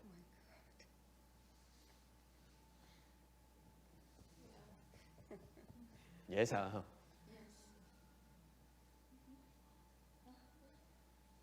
Isn't that cool? Yeah? Now you know why. I know. You know, you have so many regrets and you feel so guilty. Hoặc là có tự ti mặc cảm. Yes? Who feels guilty? Raise your hands. 1, 2. See, even men feel guilty. Người đàn ông mà cũng có một tự ti mặc cảm nữa. Oh my God, tự mặc cảm tội lỗi nữa. Ơi da da da da. So feminine. A discriminating mind brings on regret. Cái người mà tâm luôn luôn phân biệt, tính toán là chuyên môn liên tiếp. Yes or no? Think about it.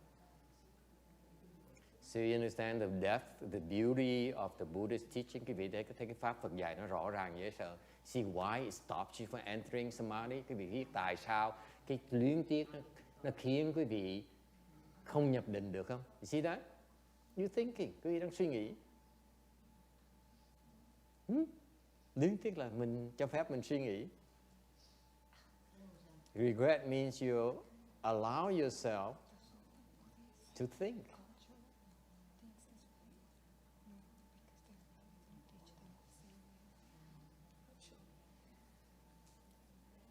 Yes. Yes, Sarah, go ahead and make your confession. And cô Sarah muốn thu tội. Go ahead. Today is a good day for it. I think you're going to yell at me maybe, but how do we stop discriminating? How do you stop discriminating? I won't move. Làm sao bỏ cái tâm phân biệt bây giờ? How do you stop discriminating? It's a very good question. Okay? Làm sao mình bỏ cái tâm phân biệt bây giờ? Hả, cô Thân Hương? You say, I don't think about it. Yeah, you say, I just don't think about it. Đừng có nghĩ tới nó. Yes? He says, black is okay, white is better. Đen mình cũng chấp nhận, da trắng thì nó tốt hơn tí. Yes?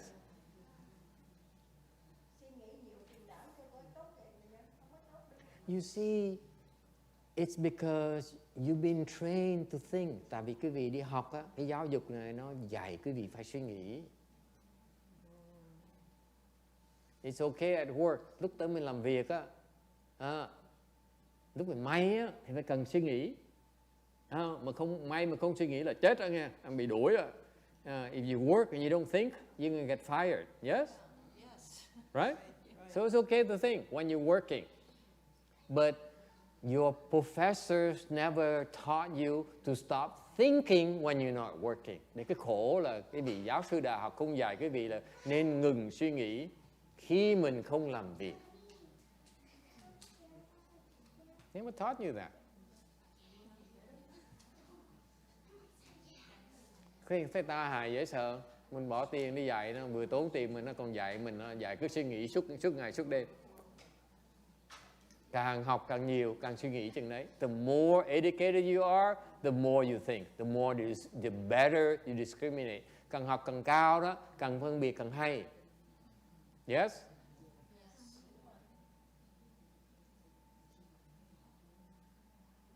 It's madness. Thành ra sống vô duyên lãng xẹt.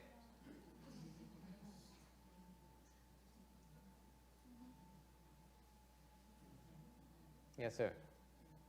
Meditation topic that some people teach, which is I want to stop thinking. Then that's thinking itself. Yeah. You keep thinking thought. Yeah. You're still thinking. You think itself. Yeah. Or thinking. Yeah. You still depend on your conscious mind. That's a wrong methodology. Ông nói là có những phương pháp thiền, tôi nói tôi muốn ngừng lại suy nghĩ. Tôi nói cái đó là cái phương pháp tai hại lắm, tại vì cái vị dùng cái trí để ngừng suy nghĩ, là mình đang suy nghĩ mới có thể mình đang suy nghĩ thôi. You're only thinking. It's nonsense.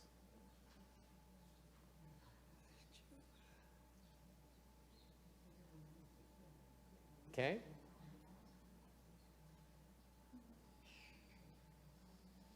Very sad. So how do you stop thinking? Làm sao ngừng suy nghĩ bây giờ? It's very simple. Nó giản dị dễ sợ. How do you get rid of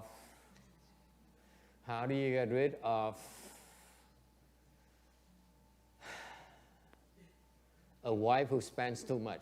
Mà sao mình bỏ vợ mình nó xài tiền quá bây giờ? Hả? I ask you men, những người đàn ông đó.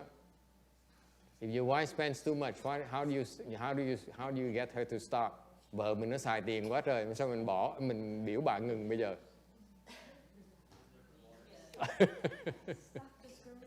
Oh, I'm not directed at anyone. Stop discriminating. Yeah. That's right. And some female said, Master, stop discriminating. Có người phụ nữ lập tức nói, yêu cầu thầy ngừng tâm phân biệt đi.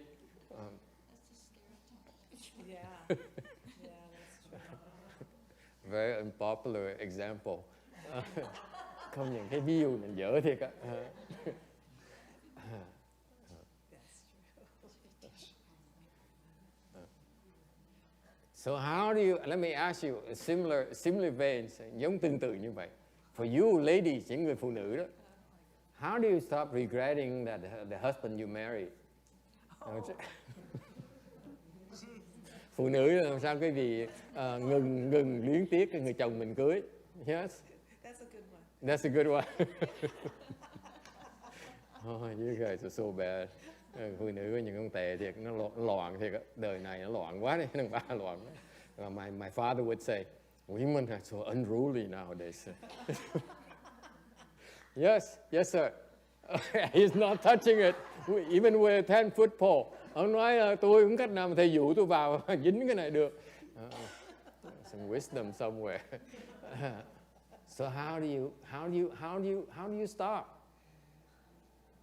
Huh? Stop thinking. Yes, ma'am. He said, think about how bad your husband is.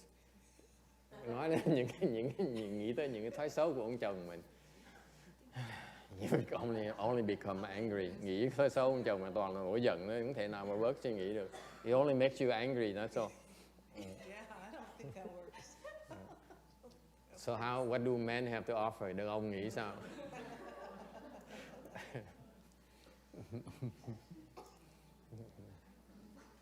You just think I owe her. Rõ mình nợ bả. Not funny. Okay. Sao mình bỏ bây giờ? How do you when you told to hold something, biểu cái việc chụp cầm cái này, and you realize it's very hard, what do you do? Khi mà cái việc cầm cái đồ nó nóng thì nóng, cái việc làm gì? You drop it right away, right? It's hey, you take it. Just drop. Okay, right? Cái việc cầm cái đồ nó nóng, sắp phỏng tay, phải đưa cho con mình ngay lập tức. Hey son, take it. Right? That's what we do. Okay. Julie, you don't understand yet. Wait until he's around 10 or 12. That's what you do. Cái cô nó nói, sao mà thầy ác dữ vậy? Thầy nói, tại cô chưa hiểu đó. Lúc mà con cô nó 12 tuổi, cô sẽ hiểu tại sao mình cần làm như vậy. Okay? It's the same. It's a reflex response. When it's not good for you, that's the point. When you know it's not good for you, it's harmful to you, you drop it right away. Yes? Cái ví dụ thầy cho quý vị thấy rõ ràng là nếu quý vị biết á, nó có hại cho mình, tự động quý vị sẽ thả ngay lập tức. Yes? So the secret to stopping discriminating is the deep belief that it's no good for you. Thành cái bí mật của ngừng suy nghĩ đó. Because when you practice, the first thing you need to learn to do is stop discriminating. Cái vị tu hành bước đầu tiên đó, phải tập, phải quyết định, nhất quyết là mình bớt phân biệt. You stop discriminating when you don't have to. Khi mình cần thiết, mình cần biết, mình cần phân biệt. Okay? Right? So that's why I taught, Julie when she was about to give birth. Thành bởi thầy dạy cái cô Julie, tức mà cô sắp đẻ con rồi. You have to stop discriminating, bớt cái thâm phân biệt đi. Okay? And I told her, if someone tells you, oh my God, Logan has only one eye. He said, uh-huh. Rồi tôi dạy cô nói nếu có ai mà nói ơi cô ơi con cô có một mắt, có chuột mắt, thì nó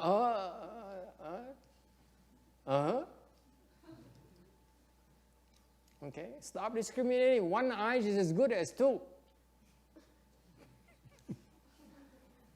Okay? It's that simple. You need to believe it's no good for you. The reason you cannot stop discriminating, in other words, is because you really don't believe it's no good for you yet. Cái lý do cái vị còn phân biệt hoài là tại vì cái vị nghĩ phân biệt là hay, là tốt cho cái vị. You need to discriminate. You convince yourself. Cái vị tự thuyết phục mình là mình cần phân biệt.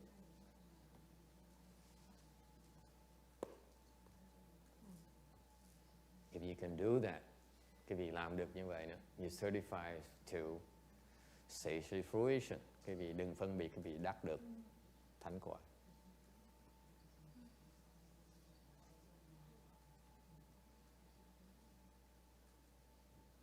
Dễ không cô Quan Ngân? Đâu cần ngồi thiền đâu. So I told cô Yin, you don't need to meditate. Okay. Mừng thí mồ. All right. Does it help? That's it. The more you think about it, the more you have to believe. You see, as you go through your life, your daily life, you say, oh my God, my discrimination actually is harmful, it's not helpful at all. Rồi khi tập bằng cách mỗi ngày đó, khi cái tâm mình nó động, nó phân biệt đó, mình mới thấy cái kết quả cái sự phân biệt mình nó không đem tới cái sự tốt cho mình đâu. Okay? It makes you unhappy. When you discriminate, you regret and you're unhappy. Cái vị phân biệt đó, cái vị luyến tiếc và cái vị không có vừa lòng, không có hài lòng. Yes, ma'am.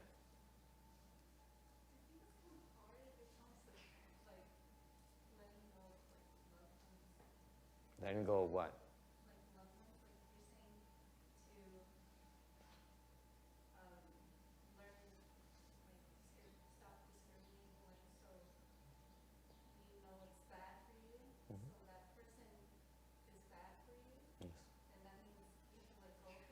Yes. It's not easy. But if you hang on to that bad person, okay, it's even worse for you. To let go right now is better. You're both better off. Okay? The point here is that you cannot let go of the discrimination, all of it. Cái thực tế khi cái vị tu. See, I know people stop. Cái vị nghe những cái này, cái vị ngừng lại nói because it cannot be done. Nó không có lý. Okay? Phải không? Nó không có lý. Mình đi học biết bao nhiêu tốn bao nhiêu tiền, bao nhiêu kinh nghiệm của mình, 4 năm kinh nghiệm để mình cái óc mình nó càng ngày nó càng phân biệt nó hay hơn. Rồi sao mình bỏ phân biệt được? Right? You earn your living thanks to your power of discrimination. And how can you let go? That's the reality of it. And you let go by you learn, you train yourself by not discriminating the unimportant stuff. Thành cái phương pháp á, là nói dễ thôi chứ thiệt ra lúc mà hành là quý vị bắt đầu là không thèm phân biệt những cái chuyện nó không quan trọng. That's how you do it. Mình bỏ những cái nó không cần thiết. The unnecessary stuff, ignore it. Okay? Ví dụ, for example, what's not necessary? Give me an example. Quý vị, Brady is here, just right in time. Okay? Làm sao quý vị bỏ những cái mà mình không cần thiết được? Give me an example with something that's unnecessary. Cái gì mà không cần thiết cho quý vị? Yes, sir. Sports. Thể thao. Okay, thể thao. Okay, I buy that. Okay, anyone else? Yes, ma'am. Other people's business. Other people's business, chuyện thị phi, especially at the temple. Nhất tới chùa đó, đừng nên nói chuyện thị phi. That's correct. Anyone else? Tell me something that you can let go because it's not necessary. Hiện bây giờ quý vị có thể bỏ cái gì mà nó không cần thiết được. Anyone? Fashion. Ăn diện. Okay, anyone else? Suy nghĩ nhiều quá, so thinking too much. Yes, ma'am. Anything you possess? Like money? Really? Can we have a talk after this? Tôi nói, cái gì, bất cứ gì quý vị có, mình có, của cải của mình, tôi nói vậy hả? Lát cô có rảnh mình nói chuyện tí nha. Yes, sir. Your best friends? Your bad facts? His best friends. Huh? Bad friends. His best friends. Ông nói là ông bỏ những cái người mà bạn xấu, thằng nói bạn tốt đó hả? You know your bad friends are also your best friends?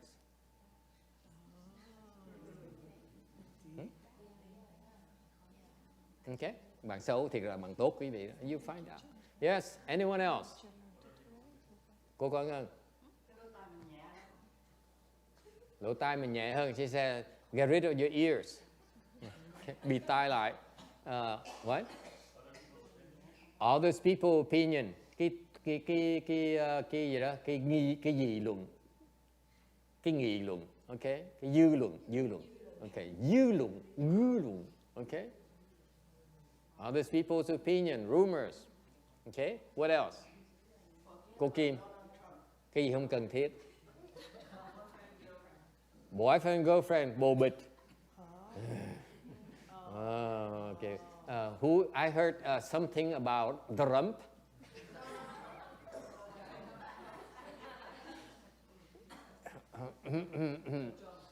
Yes? Donald Trump? Do I hear Donald? The duck? Cái gì không cần thiết. So that's the whole point. The point here is that you need to learn to let go of things that are not necessary. There is a burden to you. Có nghĩa là những cái không cần thiết, những cái mà nó là cái gánh nặng cho mình. That's all there is to it. If it's a burden, because it keeps on coming up and over again. Những cái mà nó cứ dài vò mình hoài đó là gánh nặng của mình. Okay? That's all. You drop it. And the next layer, you drop the next layer. Cứ bỏ từ từ như vậy đó. Okay? That's how you do it. Okay? Because not every day you can hang on to something hard. So someone who criticizes you, slanders you. No. Có người nói xấu mình mà phỉ báng mình. Không được. It's okay. No. Mình phải cần phân biệt cho nó. We need to discriminate those people. And make them pay. Phải trả đũa. Send them to the house. Đuổi nó xuống địa ngục. Yes? Anyone else? Okay. So in order to reduce your discrimination, you just need to decide what's not necessary, what's not important to you right now, and drop it. And after you can drop it, thằng quý vị cái con đường như vậy, quý vị chọn cái gì nó không cần thiết cho mình bỏ nó. bỏ được rồi mình chọn cái khác. Because once you are able to drop this first layer, okay, you have a new perspective. That's the secret. Cái bí mật là như vậy nè. Một khi mà quý vị đã bỏ được những cái gì nghĩ không cần thiết đó, mà thực sự bỏ được đó, không còn phân biệt nữa đó. Cái lúc đó chẳng hạn, for example, you say that I can let go of money. Okay, bad example. Sự thật, what happened is that there's a secret behind it because you need to go by layer after layer after layer. Cái bí mật cái này là không phải lý thuyết mà quý vị phải làm từng lớp. Làm xong một lớp này, cái óc quý vị nó khác. Your perspective changes. Lúc quý vị bỏ được một cái lớp rồi đó, cái óc quý vị nó suy nghĩ khác rồi. You cannot say I'm going to drop this and this and this. No, you drop one group of unnecessary things at a time. That's a secret, Sarah. You cannot intellectually rationalize it. You just said, at this point in my life, I can let go of this cars. Chẳng như tới cái cuộc đời này của tôi rồi á, tôi bỏ những cái loại xe màu đỏ. Okay? And once you're able to do that, khi quý vị làm được rồi đó, your perspective change, cái óc quý vị nó đổi ngay lập tức. And now you have to re-examine again. Quý vị phải nhìn lại. Does it help? That's from experience. Cái đó là cái kinh nghiệm phải như vậy đó. If people say you should first abandon Buddha statues and then move on to temples and move on, no, it doesn't work like that. Cái vị đừng có ngồi, đừng có tiên có nói cái vị phải bỏ cái này không. It depends on where you sit. Tùy cái vị đứng ở đâu. Thằng phải bỏ từng khúc như vậy.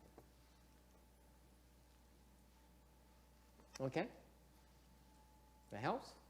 Okay, we stop here today. Thank you all for coming. Lại đây, cảm ơn quý vị.